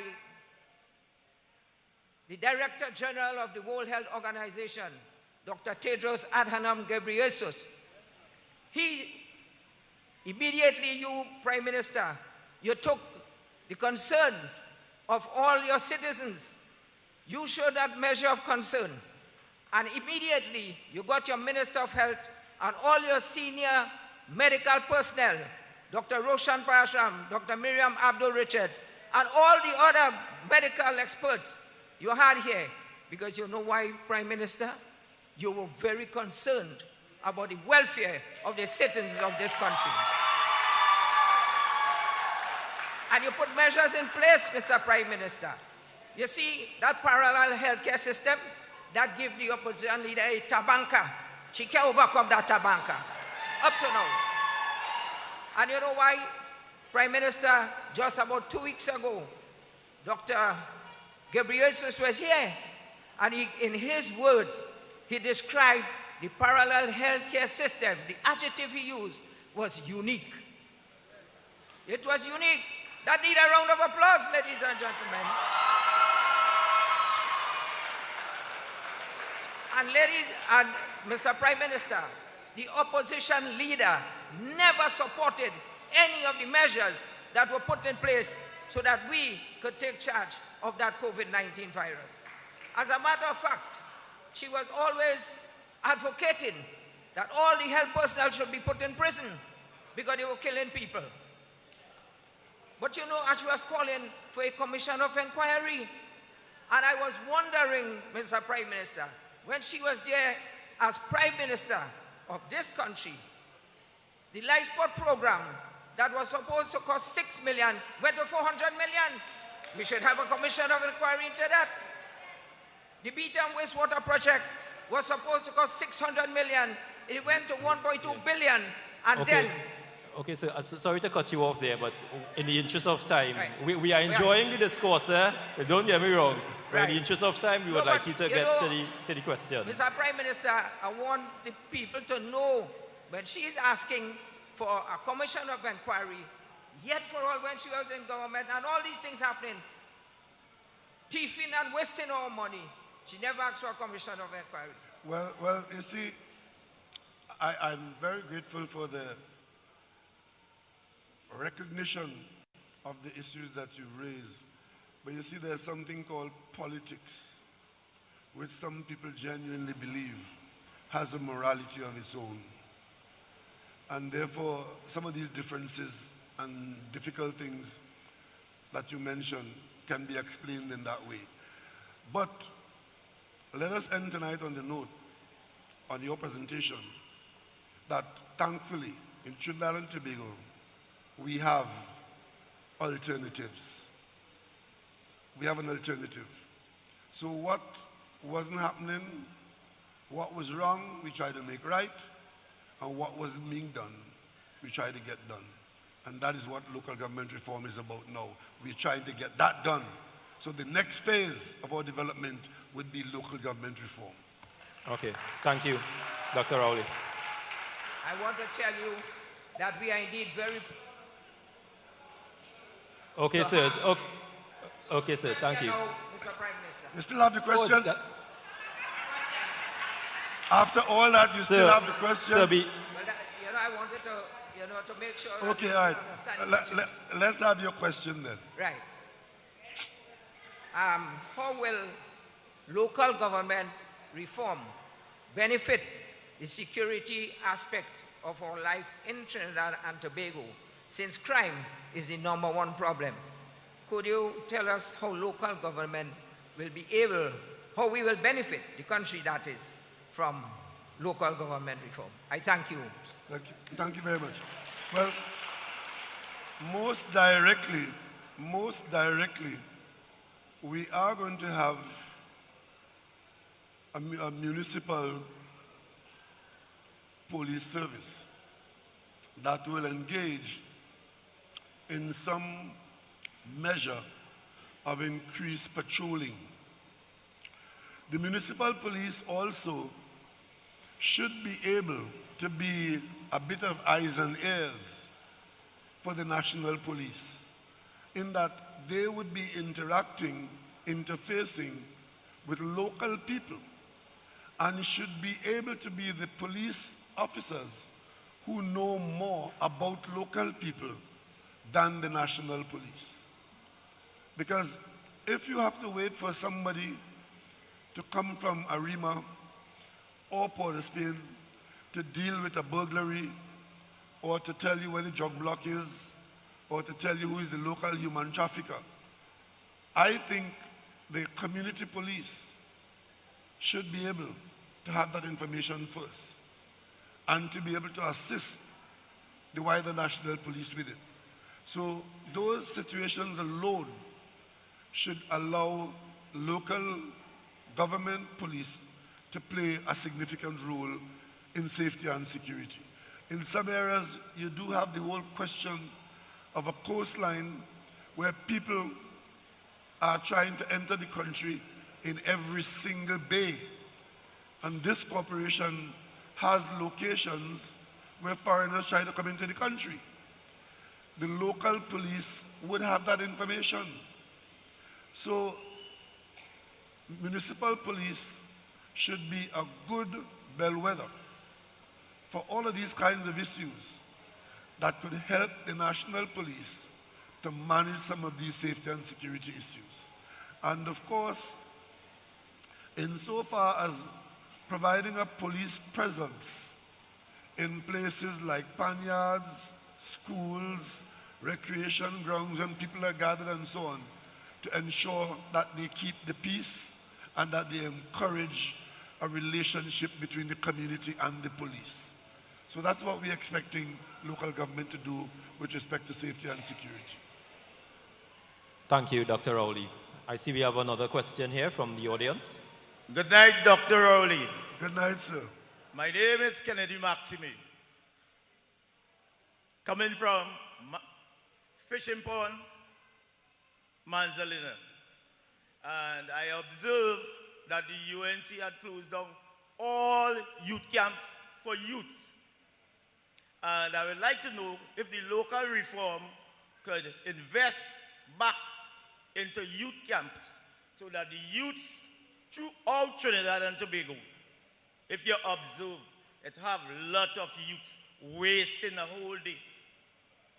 And at one time, it had young men from here in Sangre Grande, so had to go quite to Chatham and Carnage to go to a youth camp.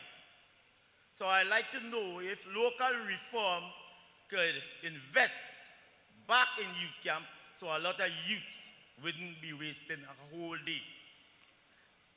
I don't know whether immediately that would be something that will come to local government, but what I could tell you, that at the national level, because of the urgency of your understanding of the situation, at the national level, we have a brand new ministry of youth development and national service that is treating with that issue across Trinidad and Tobago. Well, you see, we are opening back up all of these youth camps. I'm sorry that Minister Cummings isn't here tonight, because at this point I would have asked him to make a quick intervention. But what we have been doing is refurbishing and reopening those centers, and in some cases repurposing them as we.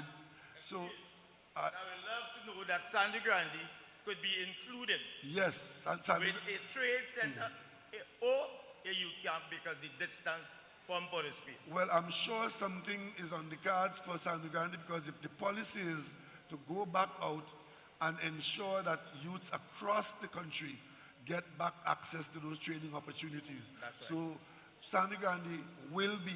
But insofar as it being a local government thing, what I can see envisioning is that somewhere along the way, local government could play a role in managing the opportunities or creating and establishing or sustaining the opportunities that will come to young people who take part in these kinds of programs. We don't want the doors shut and go on a rail and say only this could happen, only that could happen.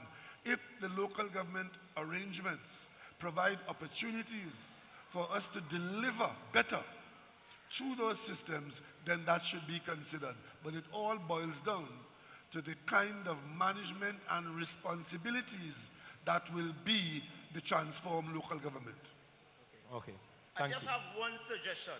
Yes, because I live at Plum Road, Manzalina. And at least the topic today is the broken road on the beach. And what I observe is not the first time the road has been in that situation. It's at least 4 times. And it will happen again when we get excessive rain. So I would like to know if, at least I would like you to be in Sangre Grande a little more regular, so that you can come and see the natural, what happened. But what I am suggesting is that if engineers could develop a new road to Miaro, or if you will repair the one that we're moving on right now. it is because of where the road is located. As I mentioned earlier, the road is located on a very narrow strip of sand, of sand between the ocean and the lagoon. It is, the engineers have spent some time looking at the problem, and the hydraulics have allowed them to design, I think there are going to be 4 crossings, where once the lagoon water has increased, there will be crossings under the new road to go out to the sea. Because what exists now is that once the water rises in the lagoon, it cannot get to the sea except by breaking through the road. And because it is sand, once it begins to break the road, the foundation of the road goes because it washes the sand out. So what they're doing, they're raising the road a little bit at 4 points and put crossings in there so that you don't have this uncontrolled breaking of the road by the lagoon water. So the engineers have designed it. I'm not pretending to be an engineer here. I understand the explanation from the minister, and work is on the way with that. When that work is complete, we would still be on the same narrow strip of land going to Mayaro, but we would have created drainage arrangements where flooding from the lagoon should not destroy the road. Okay. Thank you. Because at one time, if you remember, just one more thing, Mr. Suru Drabelchan, the minister who at the time, just like how the election coming now, they was in a rush. And they had done some job up there, and it was just a waste of time. Okay, so sir. I'm hoping that this time, things could be better, and at least it wouldn't be like what he had done. Well, a bit more engineering is going on, and it's not cheap. What we're spending some money on it, and we're hoping to get a road that could survive the floods from the lagoon in the future. Okay, thank you, Dr. Rowley. Thank you, sir. We'll have another question.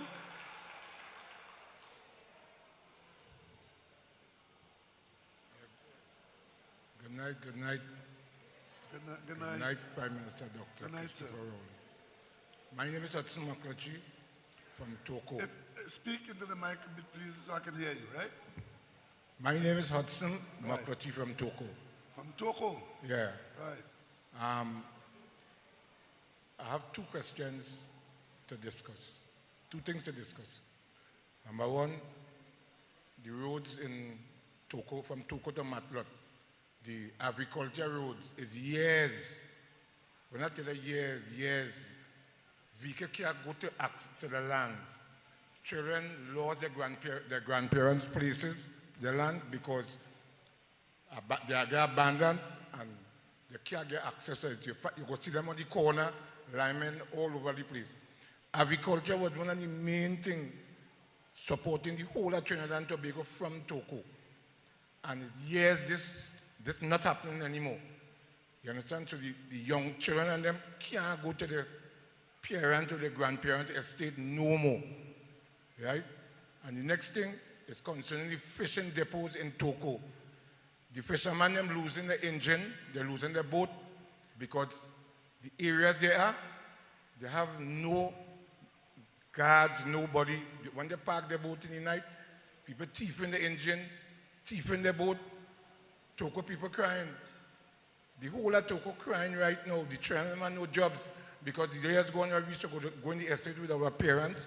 Children knows nothing about agriculture again. The whole of if you go in the corner, you go see these little boys lying all in the corner when the evening and the morning come. The only thing supporting them right now is these little CPEP work. And county might, they're going to do a little 10 days by county or whatever it is. Look after Toco. I don't know if the reform go include Toco because year go, year come, government go, and nobody is studying Toco at all. Toco is a paradise. And nobody is looking up to Toco. We have nothing in Toco to support the youths and them. So I don't know what it is you could do that you could look after Toco, that you could smile, for them to smile and say, yes, Dr. Rowley, lift up your head and raise me to heaven. Okay, thank you. I must say that I'm familiar with much of what you have just said there, because the development program in the Toco area needs to be lifted. We had a problem with the school. As you know, the whole secondary school had to be replaced. We know that the road was not up to standard. You would have seen us making an effort. We finished one phase. We're just about to embark on the second phase, and we're going to bring you. And the opportunities for people will come as the connections improve, and we are aiming to improve infrastructure in the Toco Sangre Grande area. And that I mentioned earlier on, one of the reasons why we have gone and sourced a new quarry site in the Toco area is to focus on improving road infrastructure along the North Coast and in Toco and so on. So we're not unaware of it, and we are putting some priority into it, so you will see some improvement. Yeah, you see, Doc, they're focusing on the main road, but it's the access road that brings food to the country. The gardeners and them cannot go to the access road. Well, they cannot get the produce come out. What I should have said, sir. What I thought I was have said is that an agricultural access road program, which really is, again, a local government responsibility, but sometimes you usually have to have a national input into it to ensure that local government has something to deliver. So the need for the agricultural access road in the whole program of improving the country's food security, we will expect that Toco and other areas in this part will play a role. We are currently encouraging young people, the same young people you talked about who are standing by the roadside. We are expanding some programs to encourage a new generation of farmers, and I'm sure that the ministry that is doing that would look to Toco Sangre Grande, with the assistance of the MP, of course, to get that program into this area so that some of those same young people can benefit by being afforded opportunities to enter the training programs and to come out as farmers from some of those training programs. So if you're not already in the program, I'm pretty sure that you will get involved in that program. Okay, thank you, Dr. Rowley. So, Doc, the fishing arena, what you could do with that? For the fishermen and them. Okay, sir, and we have a couple more questions there, so we'll have to shift to them, correct? We will look at what the area needs and see how the development program could impact it. If your fishing facilities have been destroyed or they're not functioning, we need to look at it and try to get it on the development program so that you can be outfitted again. Thank you, sir. Thank you, Dr. Rowley. Ladies and gentlemen, we are getting very pressed for time at this point in time, so we just have time for a couple more questions.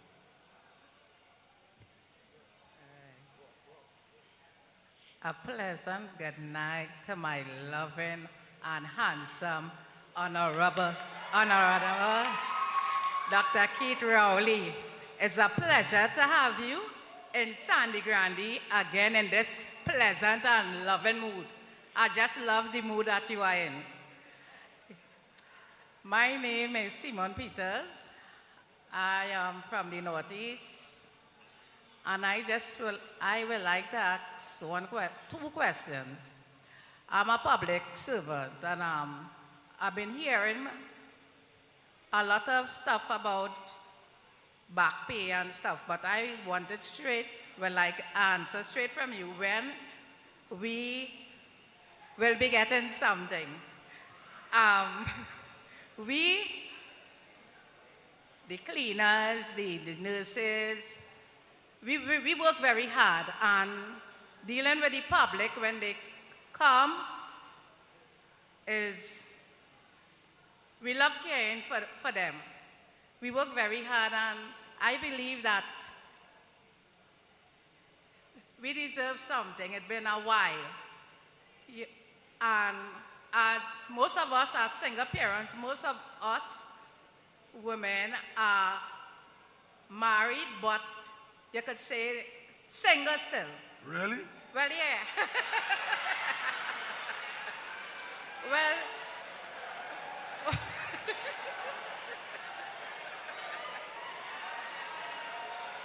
we work hard. We work harder than some of these men, you know, and we deserve something, and it's been a while, you know. And another question, my beloved Prime Minister, is that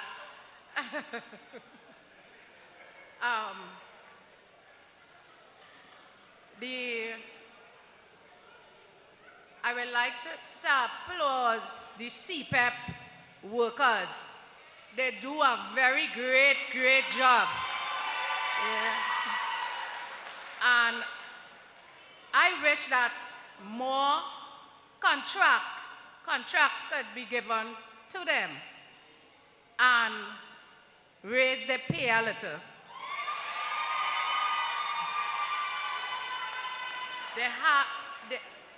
If you take a bus or a maxi or whatsoever, they have Trinidad and Tobago roadsides looking very clean and nice, and you can lie down on the street.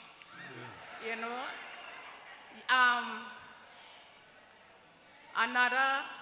A question.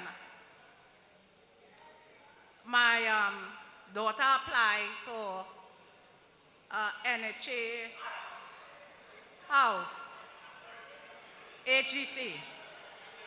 Sorry, for she's been waiting for a while now, a few years now. She had gotten a letter with a code on it. I went to my beloved MP, Mr. Roger Monroe. I got a letter, they sent, you know, and I see that they're distributing houses, and people who now come getting houses. And my daughter is years. I would like to know what is really going on. Thank you, ma'am. All right. Just now, no thank you, ma'am. It's been a while I haven't spoke to my Prime Minister, okay? And with due respect, my Prime Minister, may God continue to bless you and your family. And on August the 14th, we are going to click this finger on the People National Movement. Put our X by the Balize. Yeah. Okay. Thank you very much for your kind words and also for raising some very difficult issues. The issue I want to respond to is the whole question of when will the public servants get something? Now, you know, we have come out as a country, we have come out of a very difficult period. And actually, I think we're still in some of it. The public servants, very early in the life of this government, got a significant payment. There was a 15% increase that was paid at the beginning, I think that was in 2016. That cost almost $6 billion, a 15% increase. Then we went into a even more difficult period. And therefore, when we made an offer to public servants, because of affordability issues, that offer could only have been made at the level of 4%, but available immediately. Quite a few of the unions have come around to accepting that. And as the government is saying, once we get that out of the way, we hope we can move very quickly into the next triennium where we hope a better offer could be on the table. Many unions have accepted that position and are in the process of getting the little something that you're asking for. And of course, that triggers the negotiation for the next period. Unfortunately, you said you're a public servant, and your union is one of those unions which has the matter being adjudicated upon in the industrial court, which is the process. If the government has made an offer, it's the government's final offer, and the union doesn't agree with it, and the union think that it can get a better offer, that is now done by the industrial court, where the matter is. So whatever you are going to get is dependent on the matter being concluded in the court. And of course, when that is concluded, whatever the court says is what is going to be the government's instructions. And then we go on to the next triennium. We are hoping that the economy will continue to show some bright lights and that we can make public servants a better offer. I agree with you that public servants, you're working hard and you would like to know that you're getting some improvement and a little money in your hand. You like, your back pay is due and so on. But the process that you are engaged in is one that apparently will not do that for you tomorrow. But we are still hoping that sometime in the not too distant future that this matter will end and that whatever public servants are to get, it's now with the tribunal. And once there's a ruling for the government's instructions, then I can give you the assurance that the Minister of Finance will move very quickly to ensure that public servants get what they're supposed to get. And also, we move immediately into discussions for the next triennium. Right? So that is what I can say to you on that score. On the question of the NHA house or the HDC house, it's all a question of availability. And it's not a first come, first serve arrangement.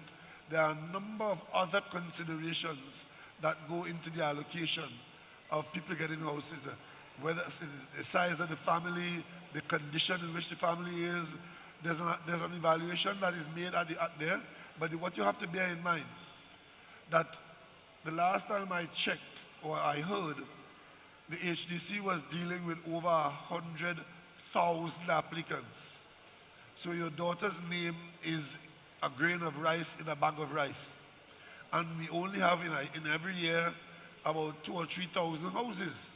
So 2,000 or 3,000 people with a case made and so on would be lucky and happy.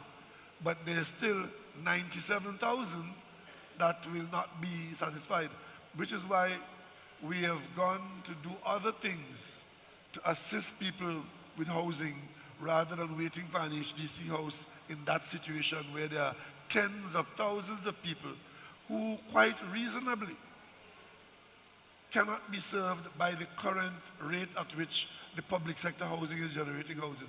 Even at the best rate of production, we were not able to break the back of that. And at that time, we had 40-something thousand applicants.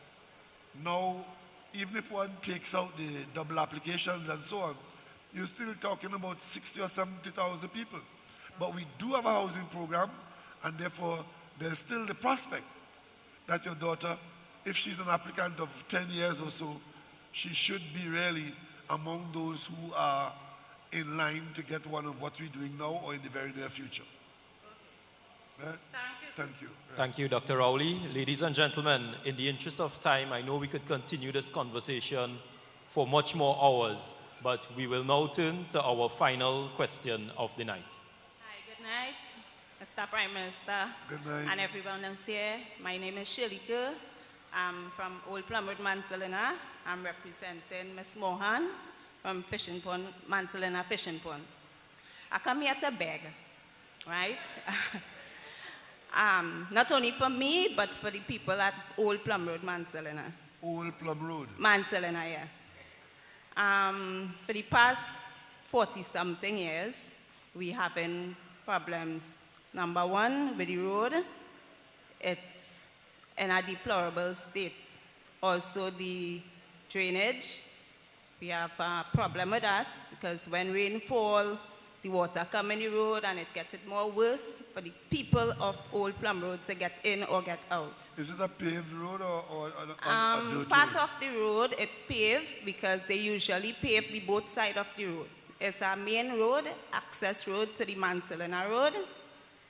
So if you are aware of going to the Mansalina Beach, it have a guest house by the name of Dougie's. That road will take you back up. Well, the Plum Road, which is in the Plum Return Road, is like a circular. So if you're coming into that road, if any, like, say for instance, if the road block in the Old Plum Road, you could also pass through that road to get to the other end. So I don't know if you're aware of that, but I know those who... I have a vague idea. Right. So it will look like the whole road... Where is that in relation to the nursery, the agriculture nursery? Silver? Where is that in relation to the nursery? That is in map. Okay, so in the Plummeton Road, you could go to the Mappa farm as well. So it's not that road I'm mainly speaking about. I'm speaking about the Old Plum Road extension. Okay, all right. I have a vague idea here. Right. So and you said Plum Road extension. Yes. But so Plum Road is in fact the main road. Yes. So it has Plummeton Road. Right. And it also have Plum Road. Okay, I know what you're talking about now. Yes. Carry on. Right. So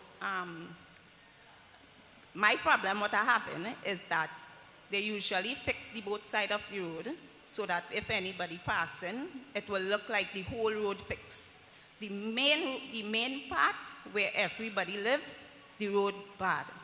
And to get in and get out, it's hard. So sometimes when you have to get groceries, where you have to take out stuff out the road, because as a farmer, I plant a lot of mixed crops, watermelon, peppers, okra, tomatoes, name it. That's what I do. So it is be hard to get in and get out because of the bad road. Also, we need street lights. As I say, I'm not speaking for me alone, I'm speaking for everybody in the area. We need street light there. We also need the garbage truck to come regular. They don't. And water. We have problems with water. Real problems. Which part I live in is on a little incline. So whenever they open the water, the pressure level is real low. So most of the time we don't get water at all. And when they do send the water come late in the night. And it makes no sense that you're waking up as a single parent and you're getting up that hour of the night and filling your tanks and them things. Sometimes it comes for like 3 hours and they cut it off by 5. So that is my main problem. Also, one more thing before I leave. As I say, I'm not speaking on my behalf, but I speak for everybody. I have children going to the Old Plum Road School, Presbyterian School, and right which part the Mappa farm, the junction is to the Mappa farm, it have a pavement there. That pavement fall more than 12 to 13 years. And as year go, year come, especially when election close, it's promises, and it's nothing being done. the councillor of the area. His name is Kenwin Phillip. He lives at the old Plum Road, Manzalina, at the same district where I live. He aware of the situation. I'm afraid to even go to him to ask him for anything, because, I mean, if he's seeing what's taking place, why should I go and tell him that the pavement needs fixing or so on? Right by that said corner, that is a dangerous corner. Children do walk back and forth from school, right? It have a lot of trucks and cars that's be passing, right? I don't know, to my knowledge, I would like, if they can't fix the pavement right away, the wall that's fallen, if they could put like the wrong mirror so that the taxis or the vehicles or whatever coming back and forth, they could see the children walking down to the street to get to school and back, which I will be happy if they do so, because... Are we still on the extension or on this on Plum Road no, itself? I come out of the road now. So we're speaking about the mapper on the Plummeton Road, where the Plum Road Presbyterian School is. That's on the main road? That is on the main road, yes. So it have a corner there. There is very dangerous. So. Okay, let me say how lucky you are tonight, because much of what you have raised there for your community, I've taken note of, and we have 2 ministers here tonight who would have heard what you've said. Yes. And I want to give you the assurance that you did not waste your time. I do appreciate that. When I heard that you was coming tonight, I had some melon was spray, because it's 4 days now I plant fila melon. And when I heard you was coming tonight, I was having my lunch, which was 4 o'clock this afternoon. I didn't have anything during the day. And I got along that food real fast. When one of my girlfriends from Manzalina district, she called me and she told me that Mr. Dr. Rowley will be here tonight. I was like, you serious? I find my jersey real quick. And I called my driver and I tell him, I say, listen, you have to take me out to Manzalina. I had to go tonight. I'm so happy to be here tonight, to get to see you in person. I'm really proud of myself, and I'm really happy to see you. Well, thank you very much. Thank you. You have been a really, really outstanding advocate for your community. We have the Minister of Works. Yes. I think she deserves a round of applause.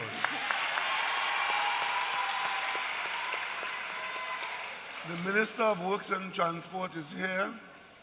He will talk to the Minister of Local Government as well. And we have the Minister of Public Utilities, who would look into your lights and water situation. And I would give you the assurance that you have not wasted your effort. Thank you very much. I do appreciate it. Thank you, Dr. Rowley. Ladies and gentlemen, I know we have a number of questions. Again, there's one more that I would like to allow. I cannot not allow former councillor, Mr. Terry Rondon, would like to make a comment here. I'm wondering if somebody could help him with the mic. It would be remiss of me if I don't allow that, ladies and gentlemen. Mr. Rondon. Thank you. A pleasant evening to each and everyone. All protocol observed. It will be remiss of me if I did not come here tonight. Barring my health challenges, I must make it possible to be here tonight. You see, 2017, a cabinet committee, subcommittee, I was invited together with Mayor Paul, Anthony Roberts, 2 gentlemen who versed in local government, individual from the Ministry of Finance, Public Utilities, Social Services, Legal Affairs, Health. And we met for 5 months, twice per week, and we make recommendation to the minister then Franklin Khan, may his soul rest in peace. And we began going out to the 14 corporations, educating the people. And I could tell you, these community bought in to these recommendations. And I'm a bit peeved when I hear UNC criticizing it. Every corporation we went to, UNC was there. Even today, UNC councillors, it's for local government reform. Folks, this is the best thing. I listened to Dr. Rowley there tonight, and what is there for local government. And I was going to ask him, pull back nomination day now. I mean, send him the papers. Yeah, because I would have made mass with what going to take place in local government. Councillors, well, I could call you all councillors because I'm sure you all getting in inside there. You all make good uses of this. I'm begging you all, if you all go in there and don't make uses of it, you are all a one-term councillors. You got to go inside there and work, and remember, you're working for the people. And you have the opportunity. You know how nice it would have been for me when Ms. Graves and Matter called and said the school toilet need repairing, and I could go immediately. I don't have to wait on MTS to go up to Matter. You know how nice it would be for me when they have a flood disaster in Matter.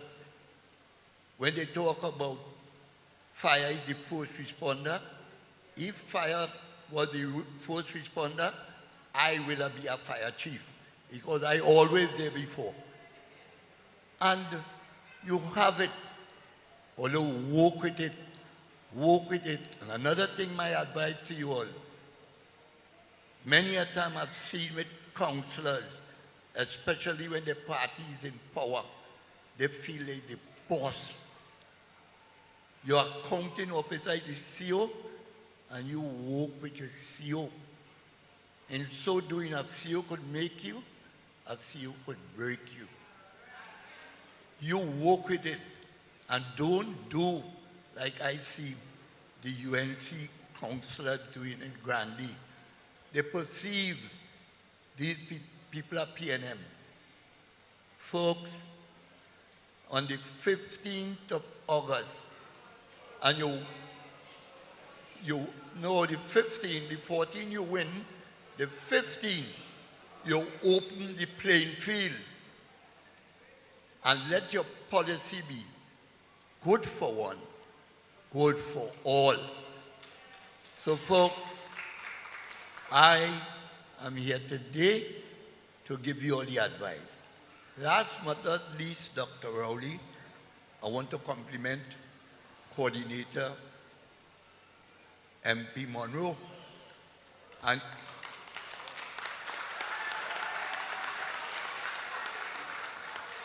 his team. That short man walking, that short man walking, and I know he's bringing home the seats for the corporation. And all the gifts I want for the 28 years that I serve this party is for us to get back the corporation. That is the gift I want. So I thank you all, and there's a great love for the people of Toko, Sandy Grande for me, and I say thanks to them for that 28 years, the service they have given to me. Thank you all. Thank you all. Thank you. Thank you, Mr. Terry Rondon. And ladies and gentlemen, I wish we could stay and take more questions, but unfortunately, we are out of time for this conversations with Dr. Rowley right now. I would like to turn you over to Dr. Rowley for some brief closing comments. Thank you very much, Viash. My comments would be thank you. I want to thank all of you who've taken the time to come out tonight to talk about these very important matters for community and for country. And I want to give a special thank you to those persons who have offered themselves to represent us at local government in Sangre Grande. You see, it is all well and good to be a part of the campaign, but at the end of the day, those in the kitchen will be feeling more heat. You're running a very good campaign. There's 1 week to go. Don't let up. Preach the gospel of the PNM and the gospel of local government reform. Don't be distracted. Stay on the job. Let's win this corporation and demonstrate the promise of local government reform. Thank you very much, and get home safely. Thank you all. Thank you all. Thank you, Sangre Grande. You have been an absolutely wonderful audience and crowd here today. Before I conclude, I would just like to make a couple announcements. The next conversations with Dr. Rowley rolls into Diego Martin, Dr. Rowley's home region. So we ask the members of the region of the greater part of Trinidad to join us on Thursday, 10th August 2023 at the Diego Martin South Community Center, 4 Roads. Again, Dr. Rowley's home region, we will be having conversations with Dr. Rowley. The next bandwagon rolls in there.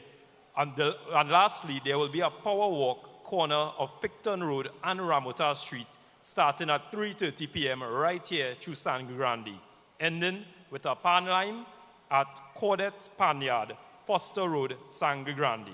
Present at that line will also be the Honorable Rohan Sinanan, the Honorable Nian Gatsby Dolly, the Honorable Stuart Young, the Honorable Kelvon Morris, and your MP, Roger Monroe. Also present will be your 8 winning PNM candidates for Sangre Grande, ladies and gentlemen. So don't forget, and please don't miss that. As we conclude, ladies and gentlemen, I just want to let you all know we have some entertainment. We have a group that really embodies what local government reform is about, as they are from the region. Tomorrow, correct, yes, at the Panyard. So, ladies and gentlemen, we have a group, we have entertainment here, who really embodies what this local government reform is about. I understand the members come from almost every electoral district here in Sangre Grande. They're composed of people who are here really speaking about single government using of M1, Trillion the Artist, Gus, Mad B, Jabi, Ruben, and Richie Singh. Ladies and gentlemen, please give it up for Inside Blood. This is the time we up in. It's time to shine. Let's stand up now. Hey, this is the time. It's time to climb. This is the time. Roger Monroe, PM. One team, one voice. All sport in one voice. Big blood and water, stronger than water, stronger. Big blood, let me talk about big blood. Big blood. Local reform is power. Sangre Grande, we taking the power. City to country, we taking the power. It's about time all that we get the power. Come out and vote. Let me tell you about big blood. It's power to the people, it's pure love. Look reform, we take, we go run. We vote for reform, we vote in one love. We vote in one blood. Big smiles, mama, papa, daughter, and child. Community development is why. Dream vibes, realize. Don't waste no time. So let's come together, big blood together. We want the reform now. So let's come together, one blood together. Self-governance now, fully in charge for the reform. We have to recharge the nation. Reform is what we depend. Grande people is my day one. Big blood, let them know about big blood. What they know about big blood? Big, big, big blood. Local reform is power. Sangre Grande, we taking the power. The candidates in Grande is power. It's about time we get the power. This is the time for reform. Real people, real choice. No matter the season, the reform is for the people. Empowerment is the reason. Power to the people. Power to the people. Power to the people. Sangre Grande. Big blood. All right. Although they calling we name of Sangre Grande, we don't take no chain up for the Red Army. For the Red Army, we finger go say no. Can we transform to take farm, we reform. Like newborn, like ultra, we real strong. Together this time make we feel warm. When you say reform, say freedom, power. Sangre Grande, we taking the power. City to country, we taking the power. It's about time all our we get the power. Come out and vote. Blood, big, big, big blood. What they know about big blood? Big, big, big blood. The preceding program was a paid political broadcast.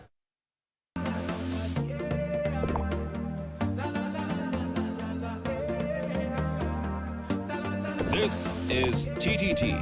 Live for local.